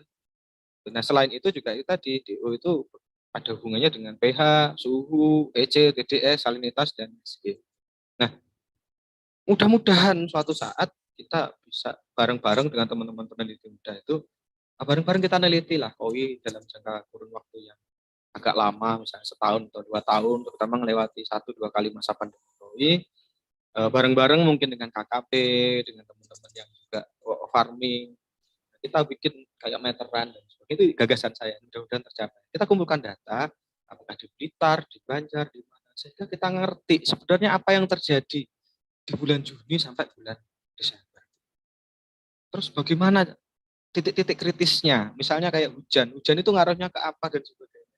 Itu nanti sangat bagus. Tapi untuk kita yang cuma peminat awal dan sebagainya, nah alat-alat kayak gini juga murah tersedia di lapangan. Yang paling penting satu pH meter, waktu awal-awal ini cek dulu pH-nya. Kalau pH yang ideal itu kan antara 7 sampai 7,5 menurut teman-teman. Tapi ada juga pada pH 8 ikan-ikan tertentu kayak shiro itu bisa bagus. Kayak shiro. Dan terus suhu itu ya kalau malam hari karena suhunya dingin biasanya teman-teman dan perbedaan tekanan pH tekanan biasanya di dripping dan sebagainya. Terus TDS itu ada TDS tertentu yang bikin kualitas ikan itu bagus. Makin tinggi konon ya di beberapa teman itu akhirnya kualitasnya bagus. Nah kira-kira seperti itu. Jadi ada teknologi sebenarnya sudah dibuat oleh kita sendiri, tidak perlu impor dengan membeli di. Tapi kita belum bisa untuk produksi dalam skala besar yang murah meriah. Akhirnya ya kita mungkin bisa bantu untuk mengarahkan kalau mau beli di marketplace, kecuali DO lah. DO itu mahal. DO itu masih 5 jutaan lebih. Tapi kalau yang lain-lain itu ada 100.000. Kalau untuk ngecek amonia, kadar amonia itu cuma 200-an, 50.000. Itu udah bisa. Kapan-kapan nanti kita lebih dalam lagi diskusinya atau sharingnya. Lanjut aja. Ya udah, ini sebagai penutup. Jadi ingat perkataan Mas Immortal saya, Mas Farid, dia bilang gini sebelum saya masuk dunia kerja. Jangan ngelihat hasil uangnya, tapi ngelihat itu kamu cintanya atau bukan cinta. Karena koi ini sebenarnya binatang yang simbol kecintaan. Jadi, saya bikin sama koi itu artinya kalau dari bahasa timur kan aku mau kamu. Kamu ada apa? Ini kita melakukan sesuatu dengan passion. Rumi berkata, don't measure it with a cup. I'm a fish. You are the moon. You cannot touch me. But your light can fill the ocean with where I live. You are not a drop in the ocean. You are inter ocean in a drop. Di dalam koi saya merasakan, ini saya pribadi. Bahwasanya kehidupan itu dulu dimulai dari air. Di dalam koi itu saya merawat air. Dengan ngelihat ikan dan air yang sehat itu, jiwa saya jadi sehat. Dan melepaskan saya dari belenggu-belenggu dunia yang membuat saya selalu was-was dan khawatir. Orang-orang memelihara koi untuk menenangkan diri, saya enggak. Saya memelihara koi untuk membantu juga teman-teman menenangkan diri dan menenangkan lingkungan sekitarnya. Demikian dari paparan dari saya, panjang lebar kali tinggi sama dengan volume.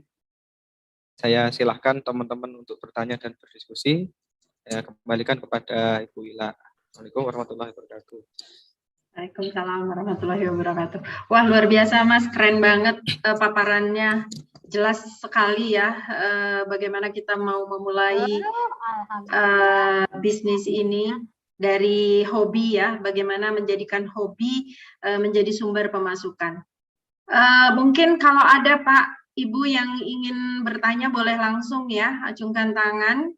Lebih enak langsung interaktif ya, dengan mumpung ada Mas Ragil ini. Sambil juga kalau mungkin ada Pak Guntur, mungkin bisa mau langsung join untuk ikut.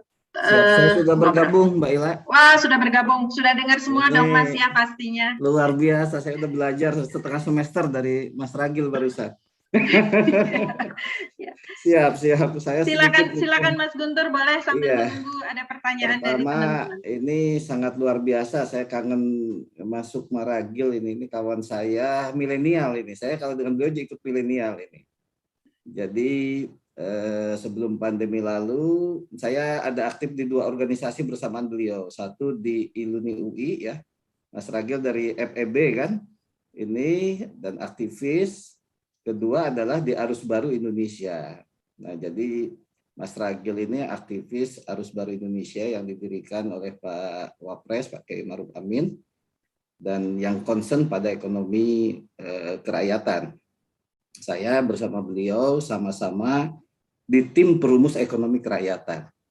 Ini yang menyiapkan platform bagaimana Pak Presiden dan Wapres waktu itu sudah terpilih, kita merumuskan prioritas-prioritas program untuk memberdayakan ekonomi kerakyatan dan dijadikan salah satu masukan buat Pak Wapres ya. Waktu itu Pak Kiai Maruf beberapa kali meeting bersama-sama dengan Kang Sukmaragil ini. Nah, yang luar biasa adalah saya ikut memberikan masukan-masukan dari dalam. Sukmaragil ini langsung mengimplementasikan dengan masyarakat. Ini yang luar biasa ini. Gitu. Jadi alumni ekonomi yang nggak pernah belajar perikanan kecuali makan ikan kalau masih tanggal muda gitu ya, kalau tanggal akhir makannya Indomie. Itu tapi luar biasa bisa mendalami secara saya barusan mengikuti sebagian, memahami dari A sampai Z. Jadi beliau memaparkan tentang budidaya ikan koi ini ada secara komprehensif. Ini nih yang luar biasa. Bukan hanya sekedar cara berbudidaya, tapi bagaimana cara memasarkan. Nah, saya melihat, mencatat ya dari beberapa paparan Mas Ragil, saya bisa melihat industri koi ini bukan hanya sekedar industri perikanan, tetapi ini adalah industri ekonomi kreatif. Karena apa? Karena industri koi dan juga ikan-ikan hias lainnya bukan hanya sekedar bicara memproduksi kemudian panen, tapi bagaimana untuk membangun satu ekosistem ya, satu ekosistem sehingga ekosistem di ikan hias koi ini terbentuk sedemikian rupa yang di dalamnya ini bisa menghidupkan para petani, pembudidaya, kemudian bisa membuka lapangan kerja di sektor tengah dan hilir, bahkan di hulu termasuk di pakan gitu ya. Itu dan juga lebih dari itu adalah bisa membangun harga. Harganya ini harga yang dibentuk oleh persepsi. Itu. Jadi harganya bukan kita jualan ikan kalau sekilo misalnya ikan nila merah yang 30-40 ribu, tetapi ini harga dibentuk oleh persepsi yang harganya bisa jutaan rupiah. Dan itu yang luar biasa, mungkin bahkan lebih. Ini kan yang luar biasa. Nah, dalam satu ekosistem industri saat ini dan ke depan, memang satu komoditas itu akan bisa bertahan kalau ekosistemnya dibangun secara terintegrasi. Jadi Mas Ragil tadi menyampaikan beberapa hal, mulai dari satu community. Komunitasnya dibangun sedemikian rupa sehingga semakin besar dan ini menjadi captive market komunitas ini. Ada komunitas yang memang sifatnya profesional community, seperti tadi orang yang memang bukan hanya sekedar hobi koleksi, tetapi juga dia ikut dalam festival atau lomba-lomba. Ada juga yang community sekedar hobi, yang ini masyarakat yang mungkin marketnya jauh lebih besar, lebih luas, tapi mereka akan melakukan benchmarking gitu ya terhadap komunitas itu sendiri. Jadi komunitas inilah yang bisa membentuk persepsi, membentuk meng-create market gitu kan, dan juga memperbesar volume. Ini nih yang ini. Nah, yang lainnya adalah mesti ada sesuatu yang bisa terus-menerus dilakukan oleh komunitas itu sendiri, yaitu yang disebut istilahnya aktivasi atau event gitu ya. Event-event yang sebenarnya ini yang menghidupkan komunitas. Event ini juga menjadi sarana untuk promosi dan opportunity bisnis, peluang bisnis. Ini nih yang sebenarnya menarik. Artinya apa? Di bidang event ini jadi bisnis baru sendiri ini. Bisnis baru yang bisa menjadi satu entitas bisnis, satu aktivitas yang bisa mencetak lapangan kerja itu sendiri. Nah, yang ketiga yang lebih menarik lagi adalah fishery technology tadi, dengan teknologi yang relatif sederhana sebetulnya, karena ikan itu yang utama adalah mengukur pH, kadar oksigen gitu kan, dan lain-lain, tetapi ini bisa diterapkan dengan basis teknologi, sehingga monitoringnya bisa kapan saja dan di mana saja. Apalagi tadi sudah bisa terkoneksi dengan aplikasi. Ini menjadi sesuatu menjanjikan untuk masa depan di tengah smart farming, kemudian teknologi digital berkembang. Gitu. Nah, bagaimana cara memasarkan tadi? Ini juga sangat unik ya. Memasarkan ikan yang sekarang lebih banyak mengandalkan sosial media. Ini sangat-sangat menarik. Jadi masa pandemi ini memang lahir banyak hal yang terkait dengan pola bisnis baru yang saya suka menyebut ada 3 tren yang sedang berkembang. Satu adalah megatrend yang memang secara dinamis sudah di-create. Sekarang kita memasuki 4.0 menjelang 5.0. Kemudian ada tren consumer. Nah, tren consumer inilah yang sebenarnya ditangkap di tengah pandemi COVID, sehingga digital dan sosial media menjadi salah satu tools untuk mengakses market. Dan ini bisa digunakan untuk semua sektor selain perikanan, termasuk juga tumbuhnya industri kreatif yang sifatnya hobi tadi. Selain ikan monstera juga kemarin sempat booming gitu kan, Mas Ragil kan. Itu monstera itu ya seperti apa, randa bolong dan lain-lain lah. Ini sangat luar biasa. Bahkan kawan saya itu seorang IO ya, organizer event, sweet business, karena nggak ada event selama pandemi, dia bisa jual satu helai daun monstera itu ratusan dolar. Jadi kalau daunnya misalnya 10, kalau satunya $200, berarti sudah nilainya sekitar 30 juta satu pohon monstera gitu kan. Ini nih yang luar biasa, dan semuanya dengan sosial media.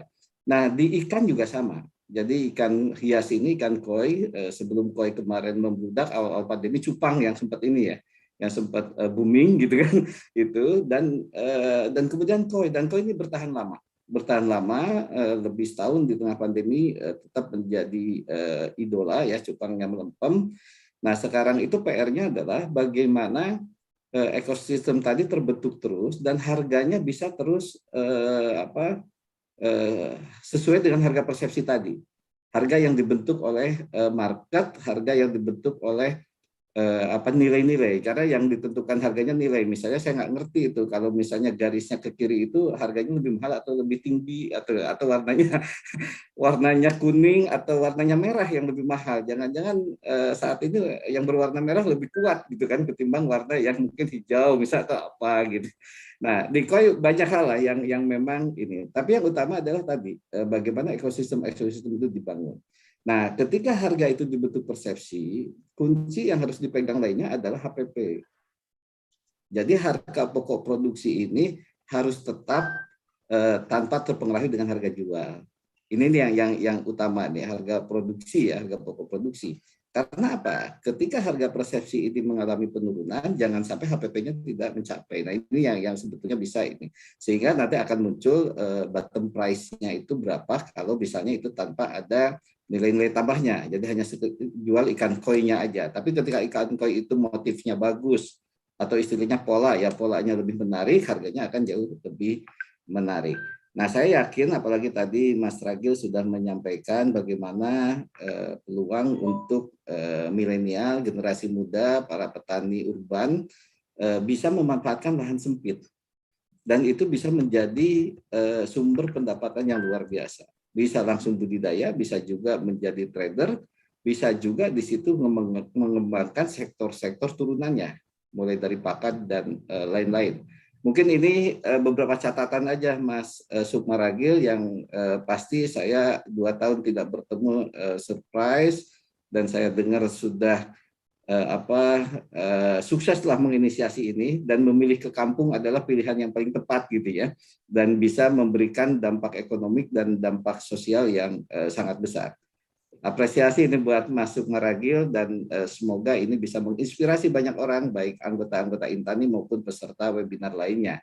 Selain itu juga nanti kami tayangkan secara live di YouTube Indonesia Review yang bisa juga nanti disebarluaskan lebih luas lagi. Apalagi paparannya sangat terstruktur ini. Ini luar biasa ini kan, dan itu sudah sangat menarik. Terima kasih Mas Ragil. Silakan Mbak Ila dilanjut. Ya, terima kasih Pak Guntur. Ini sudah ada 2 yang ingin bertanya. Ini Pak Ardana Marta Dinata ya, Ardana Marta Dinata. Silakan Pak. Assalamualaikum warahmatullahi wabarakatuh. Waalaikumsalam. Terima kasih sebelumnya pada panitia. Yang pertama yaitu pada Mas Ragil ya Mas. adakah pengaruh secara kualitas, Mas, tentang pemijahan secara alami dan buatan? Itu apakah secara efisien itu menggunakan pemijahan alami ataupun buatan? Dan pertanyaan kedua, Mas, apakah koi itu termasuk ikan yang mudah beradaptasi? Contohnya tadi disebutkan bahwa ada modern farming dan tradisional farming. Dan saya pernah memelihara ikan lele, Mas, contohnya. Ketika saya membeli bibit ikan lele yang kolam tanah, saya masukkan ke kolam terpal itu tingkat kehidupannya sangat rendah, Mas. Mungkin itu saja. Terima kasih. Ya, silakan Mas Ragil, langsung saja.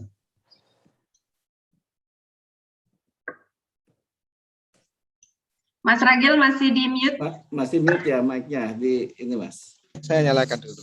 Oke, siap. Dan pertanyaan modern dan tradisional breeding. Ini saya mohon izin, saya tidak akan menjawab sesuai lebih dari kemampuan saya.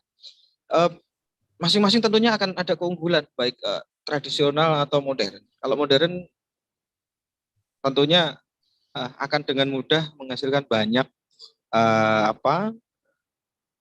kuantitasnya lebih banyak daripada ketika kita dengan tradisional breeding.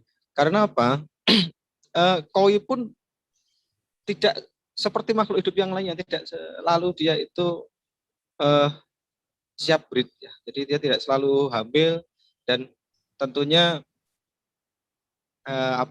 istilahnya dengan modern breeding kita bisa lebih optimal untuk jaga kesehatannya koi. Kapan koi itu harus dipijahkan, kapan koi itu harus diangkat dari situ, makanannya apa saja, lebih terukur lah intinya kalau modern. Tapi tetap ada plus minusnya, karena kalau misalnya sesuatu itu dimanipulasi, pasti ada unsur-unsur yang lainnya yang tidak tercover. Mungkin seperti itu. Saya memang untuk di breeding pribadi ya, saya belum breeding. Saya belum pada level breeding sehingga belum bisa menjawab secara teknis bagaimana breeding itu dilakukan. Makanya paparan saya tadi juga tidak bahas detail untuk breeding. Tetapi untuk masalah akuisisi bibit, jadi bibit ikan koi apa yang harus dipilih? Mungkin saya kembali kepada paparan tadi. Kalau dari pengalamannya teman-teman juga sudah mencoba dari nener, ini dari breeding yang masih umur 7 hari atau sampai 10 hari yang masih kecil-kecil itu dicoba di kolam fed atau kolam terpal yang istilahnya kita ya semi modern farming, itu kurang bagus pertumbuhannya, kurang begitu bagus. Ya tetap bisa gede tapi tidak optimal. Karena apa? Unsur haranya kita harus modifikasi sedemikian rupa. Kalau misalnya ditaruh di sawah dengan pada tebar yang rendah, terus yang kedua ditopang oleh nutrisi-nutrisi yang berasal dari ekosistem yang ada di kolam sawah, dari plankton-plankton yang dihasilkan dari proses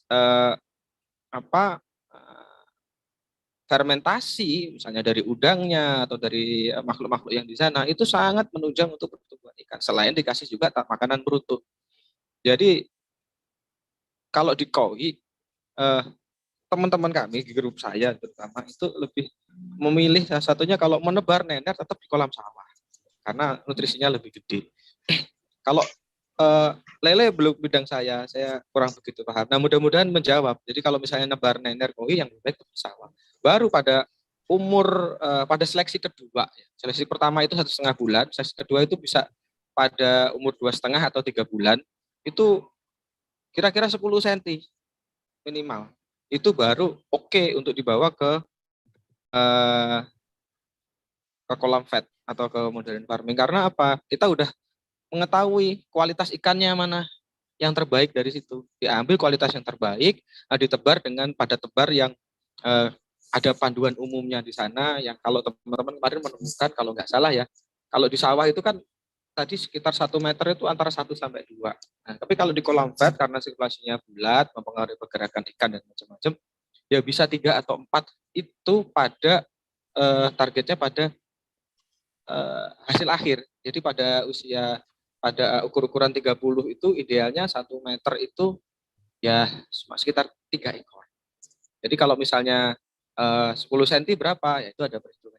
Ya kira-kira ya sekitar 60 atau 70. untuk sekitar air 9 kubik. Ya mudah-mudahan menjawab dan saya tambah sedikit tentang ini. Terima kasih Mas tadi. Ya, Dan saya rasa Mas Ardana. sudah cukup ya Pak Ardana. Terima kasih Pak Ardana. Pak Ardana. Ini Pak Toto juga sudah menunggu. Ini silakan Pak Toto. Assalamualaikum Ibu Ila. Waalaikumsalam Pak Toto. Waalaikumsalam Ini jauh ini warahmatullahi dari wabarakatuh. Sulawesi ya Pak ya. Dari Kalimantan Kalimantan Selatan. Wah, Kalimantan Selatan. Iya, iya. Selatan. Assalamualaikum Pak Guntur. Iya. Pak Guntur. Nggih. Waalaikumsalam. Siap. Lanjut Ya, Pak Toto. silakan Pak Toto. Oke, saya ke Mas Ragil. Ada 3 pertanyaan saya, Mas Ragil. Siap, Pak. Yang Siap. pertama, koi yang saya percaya di lingkungan kolam patin itu agak bermasalah. Nah, ya. Oke, jadi pertumbuhannya memang agak terganggu. Apakah itu faktor dari lingkungan itu yang kurang bersih atau seperti apa? Karena di kiri kanannya itu kan dulunya kolam itu adalah kolam patin. Kemudian di kiri kanannya itu kolam patin semua. Itu yang pertama. Yang kedua, pemberian pakan dengan maggot yang larva BSF itu 6 bulan terakhir memang ada perubahan di warnanya itu lebih cerah. Nah, kemudian ya, lebih cerah. Nah, pertanyaan saya, yang diminatin itu sebenarnya yang koi yang seperti apa? Karena yang warna cerah ini sering dibeli orang, cuman yang lain ditinggal gitu. Nah, yang ketiga, mohon izin Mas Ragil, jika ada teknik pemijahan untuk koi di kolam besar ya, kolam tanah, mohon bimbingannya. Mungkin itu yang pertanyaan saya. Terima kasih. Wabillahi taufiq wal hidayah. Wassalamualaikum warahmatullahi wabarakatuh. Waalaikumsalam. Salam warahmatullahi wabarakatuh. Silakan Mas. Ya gini Pak Toto. Untuk pemijahan sekali lagi saya mohon izin. Saya belum banyak ilmunya untuk bisa sharing. Tapi nanti kita bisa jabri Pak. Jadi kita ada grup teman-teman Blitar yang breeder yang dengan senang hati nanti akan sharing secara spesifik tentang masalah pemijahan baik di kolam tanah maupun di kolam semen. Sehingga nanti lebih optimal. Jadi nggak cuma coba-coba dari yang saya sampaikan. Tapi insya Allah nanti kita bantu. Terus yang pertama mengenai kolam, ada ekosistem kolam patin terus dikasih koi. Nah yang saya tangkap adalah ada salah satu kolam yang udah nggak dijadikan kolam patin terus jadikan kolam koi. Terus pertumbuhannya kurang optimal. Terus terang saya selalu dipesan oleh para guru dan para senior. Saya tidak bisa judgement. Apakah itu pasti karena apa kondisi yang ada di sana. Seperti kemarin waktu di Depok Kak Weni bilang, Kak, koiku gimana Gil? Gini. Ya saya harus datang. Ketika saya ngelihat koinya berbusa, terus ada tanda-tanda anomali apa yang lain. Dan kalau misalnya saya punya sudah berkesempatan bisa menggunakan alat-alat teknologi yang kami miliki untuk dites, ya lebih baik dites, lebih baik dicek. pH-nya berapa, TDS-nya berapa, terus ketika sudah air sudah siap dikasih ikan, DO-nya berapa, kita cek kadar amoniaknya bagaimana. Nah, karena kombinasi kondisi air yang bagus, yang cocok buat ikan, itu menentukan pertumbuhan ikannya. Nah, tapi jika ada kejadian yang kedua, misal ikan koi dicampur dengan ikan lain, saya pernah borong.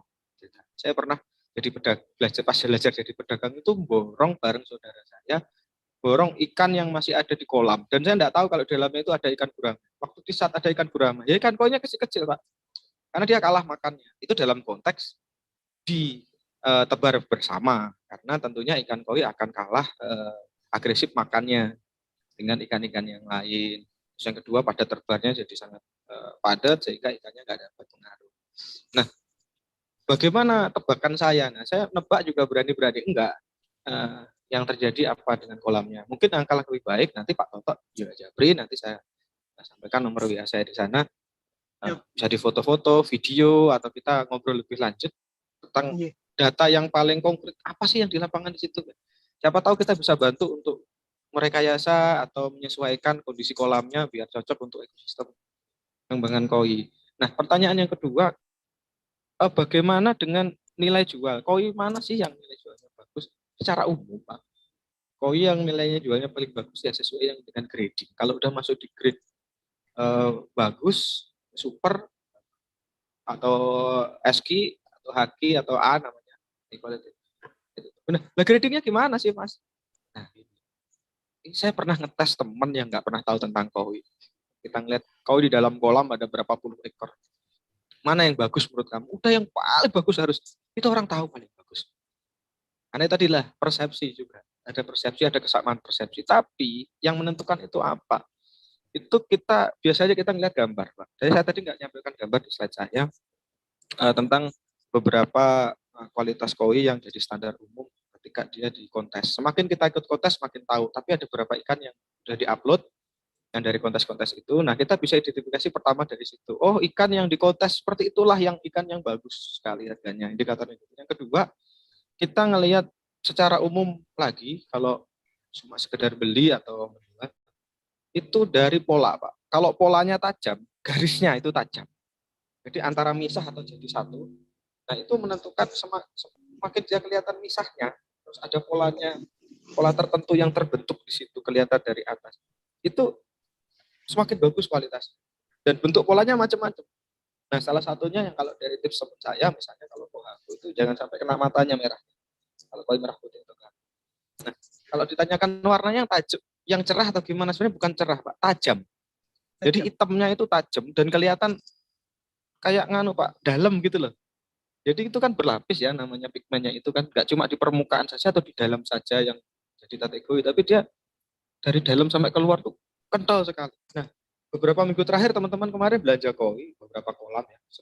Ini mungkin dalam 3 minggu ini di grup kita udah 3 atau 4 sirkulasi, sudah 4 kolam dalam 2-3 minggu ini. Itu kebetulan dapat yang bagus-bagus itu. Kita dapat barang-barang bagus. Nah, ada satu gorongan ikan itu yang kuat hitamnya. Jadi ikan-ikan soa ya. Ikan soa itu kan breedingnya itu gandengnya kan sirop kalau nggak salah. Nah itu dia itu hitamnya, suminya yang kuat. Suminya itu tebal banget. Merahnya itu nggak seperti apa atau beninya itu. Terus yang kedua, dia polanya jelas. Dari berapa borongan kita itu sekitar 145 ekor kalau nggak salah.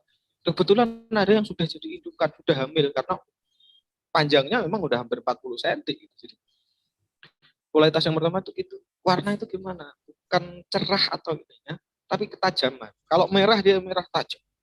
Dan memang ada koi itu warna kuning atau orange lah. Kalau orange-nya Benigoi itu kan full orange sampai ke perut seri-serinya.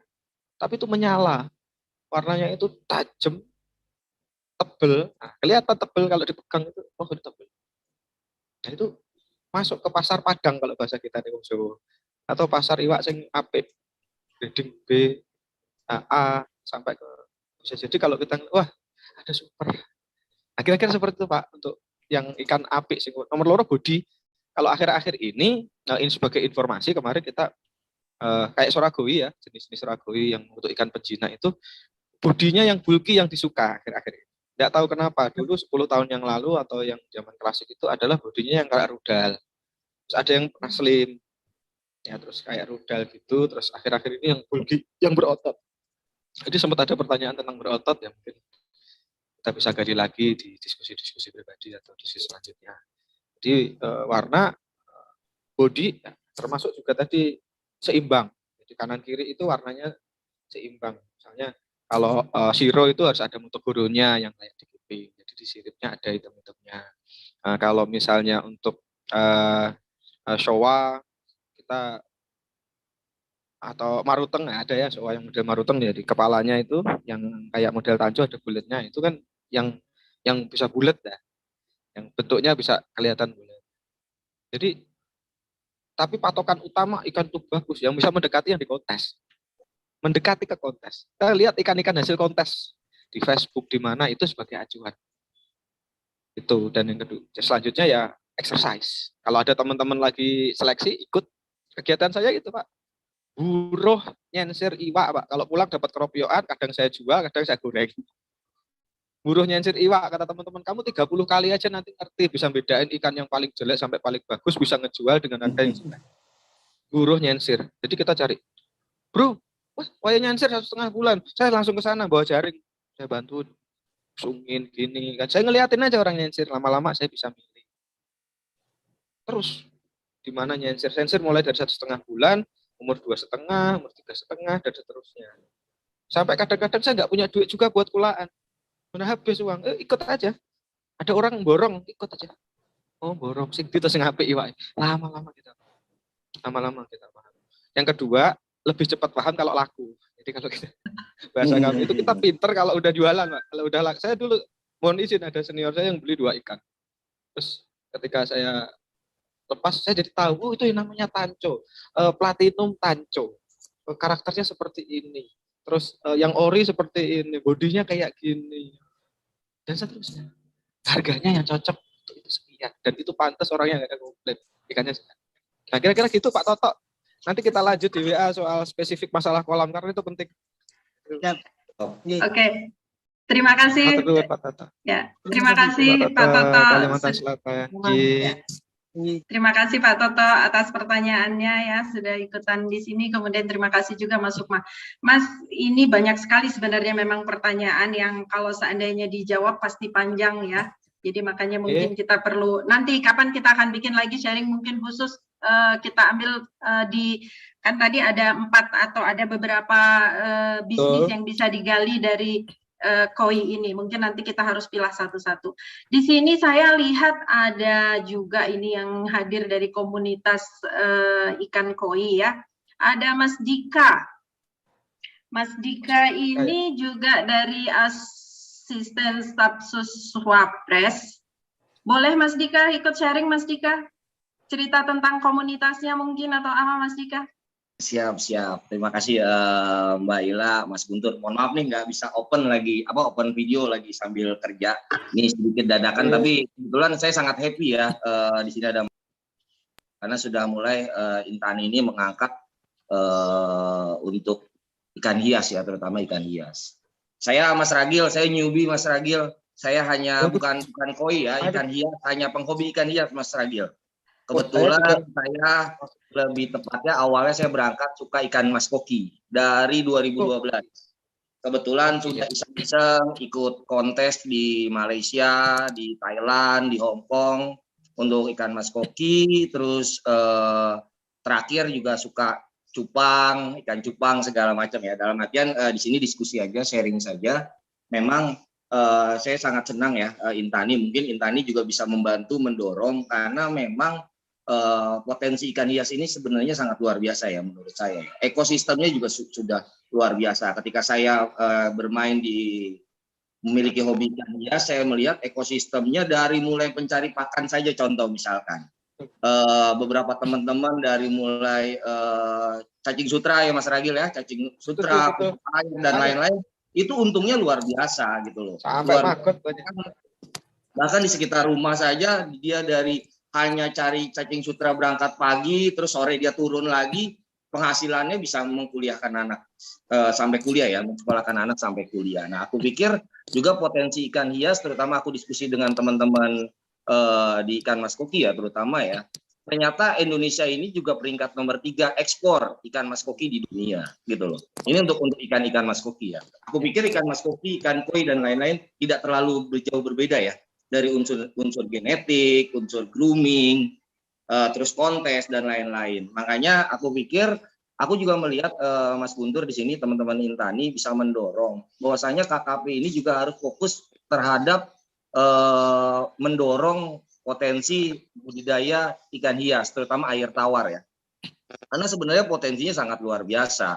Indonesia dari, kalau banyak yang bilang ikan hias ini naik turun, sebenarnya nggak naik turun ya Mas Ragil ya, hanya mungkin ada kenaikan, tetapi tetap stabil menurut dalam artian terutama untuk ikan koi, ikan lohan, ikan mas koki memang naik turun, tetapi kalau aku selalu melihat selama ikan itu dijual di seluruh toko-toko ikan hias di depan SD, aku pikir pasarnya tetap ada dan penghobi kontes pun tidak akan pernah mati. Bahkan banyak orang-orang baru, terutama di masa pandemi ini, karena dia banyak di rumah WFH. Jujur kayak saya pribadi, jadi jadi makin banyak suka ikan lagi nih, Mas Ragil, gitu loh, di rumah, dari stres, pusing di rumah ya kan, akhirnya kita hobi, sampai saya juga mungkin di depan rumah bangun paludarium untuk ikan mas koki dan lain-lain, ya kan. Nah, maksudku ini mungkin bisa didorong karena di KKP tidak ada dirjen khusus, Mas Guntur, dirjen khusus yang menangani untuk ikan hias air tawar, gitu loh. Nah, itu yang perlu benar-benar kita dorong karena potensi ketika terutama saya pernah beberapa kali ke Thailand, Mas Ragil. Memang support untuk ekosistemnya ini sangat luar biasa, gitu loh. Support semua lini, kolaborasi semua lini untuk mensupport, terutama bicara pertanian, ikan hias dan lain-lain, ini luar biasa. Sehingga petani-petani ikan hias di Thailand itu luar biasa. Di China lain lagi ceritanya, karena mereka banyak musim dingin, tetapi support dari kolaborasi semua pihak terhadap industri ikan hias juga luar biasa. Sehingga kalau Indonesia kita bersyukur karena alamnya ini luar biasa ya. Kita bisa panen kapanpun, Mas Ragil. Kita bisa breeding kapanpun. Hanya tinggal musim hujan kita turunin mungkin sedikit breedingnya, musim panas lebih banyak breedingnya, mungkin begitu ya. Tetapi kalau di China kan ada musim salju, mereka hanya bisa panen kurang lebih hanya bisa efektif itu sekitar 6 bulan, tetapi panennya luar biasa, gitu loh. Mereka sangat disupport oleh banyak pihak. Nah, mungkin dalam momen hari ini kita bisa minta tolong nih dengan teman-teman Intani, dengan Mas Guntur, Mbak Ila, untuk terus mensupport, terutama dari teman-teman industri di ini ya, ikan hias. Mungkin itu aja dari saya, karena saya salah satu penggemar ikan hias, Mas Ragil. Kalau untuk teknis, Mas Ragil mungkin aku pikir lebih master lah ya untuk breeding, terutama pemilihan genetik. Memang kalau terkadang sedikit tambahan, kelemahan di Indonesia kalau menurutku pribadi ya Mas Ragil, pemilihan genetik. Pemilihan genetik kita juga terkadang masih suka tidak kurang maksimal ya, terutama petani-petani ya. Untuk breeder-breeder profesional mungkin bisa mempertahankan genetik, bahkan bisa mencari crossing genetik baru. Tetapi untuk petani-petani kita asal ngebreed sehingga tidak mempertahankan genetik, sehingga yang tadi Mas Ragil mungkin saya dengar ada yang SQ, ada yang fancy mungkin ya, ada yang kelas pasar, pada hasilnya tidak menghasilkan genetik yang super, gitu loh. Kalau aku pikir ya. Nah, itu yang mungkin juga perlu pembinaan atau pendampingan ke petani-petani, karena kalau aku lihat seperti di Parung, kita punya banyak petani-petani ikan hias, akan tetapi untuk mempertahankan genetik, bahkan karena kebutuhan, dia punya indukan bagus, yang anak-anak kualitasnya bagus, tapi ditawar harga lumayan sama mereka jual, sehingga tidak mempertahankan genetik yang luar biasa. Kalau menurut pribadiku, mungkin itu aja Mbak Ila, sedikit masukan dari saya. Ya, Keren, terima Mas Dika, kasih. keren ini, luar biasa ini. Tapi Mas kalau Dika didorong, sudah Mas, menikmati ikan hias, saya masih hobi ikan goreng ini, tapi belajar hari ini. Iya, sedikit Ya. aja tambahan tadi menyinggung pasar Parung, saya baru dengar juga infonya tuh Mas Dika, itu transaksi hariannya mereka jual ikan hias tuh bisa miliaran rupiah. Bahkan ada yang sudah pesanan untuk pesanan untuk bisa ekspor juga gitu. Betul. Ya, silakan Mas Mbak Ila. Ya, terima kasih Mas. Terima kasih Mas Dika. Wah, ini jadi gini, saya juga perlu informasikan bahwa memang mulai dari di hari ini diawali dengan Mas Ragil ya tentang ikan koi. Kita akan menginspirasi para interner semua berlanjut sampai November di dunia perikanan. Itu nanti minggu ke depannya nanti akan ada udang Paname. Kemudian nanti juga kita sampai pada pakan, ya bisnis pakannya seperti apa. Kemudian banyak sekali yang akan digali dari dunia perikanan, bisa lele, bisa patin, dan bisa budidaya ikan lainnya. Gitu. Kita juga ini nanti saya akan kontak ini Mas Dika ini untuk minta mungkin saran siapa ya narasumber untuk di ikan hias air tawar lainnya ya. Jadi begitu Mas Ragil, jadi kita setiap Rabu ini hadir untuk menginspirasi para interners, dan selain dari hadir di Zoom, ini juga akan selalu ada dan abadi di YouTube ya, akan terlalu tersiar di YouTube. Kemudian saya dari tadi saya sengaja pakai baju bermotif ikan koi. apakah Soa. motif seperti ini kira-kira harganya mahal ya Mas ya? Motif soa, sumi, dan beninya kelihatan cerah. Ini kelas kualitas super, kayak kontes. Pasti Iya. luar biasa. Terima kasih Mas. Ini kita sudah sampai pada penghujung waktu ya, sudah pukul 11 lebih sedikit. Saya ingin menyimpulkan, karena kalau kita buka diskusi pasti nggak akan pernah selesai, pasti Mas Ragil akan ditanya terus ini berbagai hal ya. Saya ingin menyimpulkan tadi bahwa bagaimana hari ini webinar Inspirasi Bisnis Intani telah menghadirkan seorang narasumber yang luar biasa, cukup muda, tidak pernah belajar tentang perikanan dan di dunia itu, kemudian hanya melihat dari tetangga-tetangga karena kebetulan lahir di Blitar, kemudian untuk mengisi masa pandemi beliau punya hobi dan bagaimana menyalurkan hobi menjadi sumber pemasukan. Kemudian dari sana tadi Mas Sukma sudah memaparkan banyak sekali sebenarnya bisnis-bisnis yang bisa digarap dari ikan koi ini, mulai dari breeder, sebagai farmer, sebagai trader, dan lainnya. Kemudian ditambahkan dengan lengkap oleh Pak Guntur Subagja, yaitu bagaimana mengelola event dari bisnis ini agar bisnis ini terus ada. Kita tahu begitu banyak juga hobi, mungkin batu dan lain-lain yang sudah pernah ada dan hanya semusim. Semoga ikan koi terus akan berlanjut selamanya. Karena mengingat sebenarnya umur ikan koi ini juga sangat panjang ya. Bahkan katanya biasanya bisa melebihi dari umur si pemeliharanya sendiri. Bahkan di Jepang itu ada ikan koi yang berumur lebih dari 200 tahun ya sudah. Gitu. Dan bagaimana ikan koi ini bisa memberi kedamaian karena begitu cantik, tenang, dan ikan koi ini kan termasuk tenang ya dalam memangsa, mengambil makanannya pun dia begitu elegan, naik ke atas untuk mengambilnya dengan tenang, tidak rebutan seperti mungkin yang terjadi di kolam ikan lainnya. Maka event ini perlu terus dijalankan agar tadi komunitas ikan koi dan hobi ikan koi ini terus ada selamanya.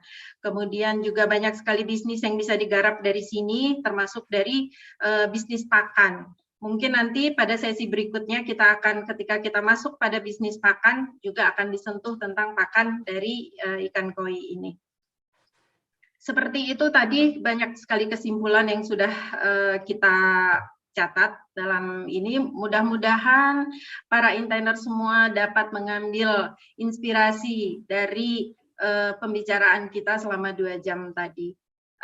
Akhir kata saya menyampaikan terima kasih kepada Mas Sukma Sukma Ragil di tengah kesibukannya dapat hadir. Saya tahu harusnya hari ini ada podcast, tapi lebih mengutamakan ini ya, karena kebetulan kita untuk koi ini memang jatahnya adalah pada hari ini. Kemudian juga saya mengucapkan terima kasih kepada seluruh intainers yang sudah hadir. Kita akan hadir kembali pada minggu-minggu berikutnya dengan sampai November kita akan membahas ikan. Kepada Pak Guntur, selalu semangat, selalu sehat. Yang sebentar lagi juga mungkin akan berangkat ini ya ke luar kota. Kemudian sore juga ada webinar selanjutnya. Untuk seluruhnya kami sampaikan terima kasih. Saya Ila Failani, mohon maaf bila ada salah-salah kata. Assalamualaikum warahmatullahi wabarakatuh. Waalaikumsalam. Terima kasih Mbak Ila, Mas Ragil, terima kasih banyak ini. Kapan ke Jakarta mesti ketemu ini. Ini di Jakarta sebenarnya. Nanti saya japri-japri. Lagi di Jakarta ya, siap. Thanks, Mas Ragil. Iya.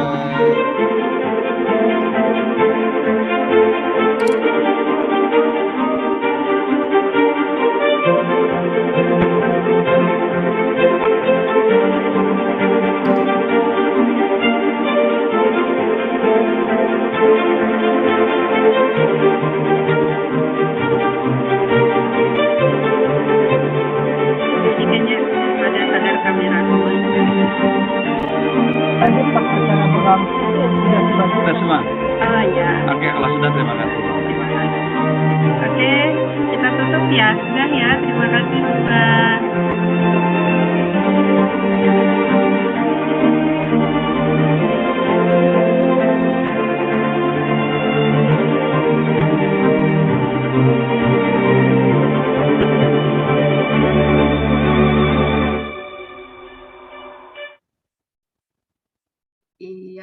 Terima kasih Mas Ragil. Oke, sampai ketemu semua. Terima Sampai kasih. ketemu. Assalamualaikum Mas Ragil. Terima kasih banyak dan kawan-kawan semua. Ya, makasih Mas Guntur. Terima kasih semua Bapak Ibu.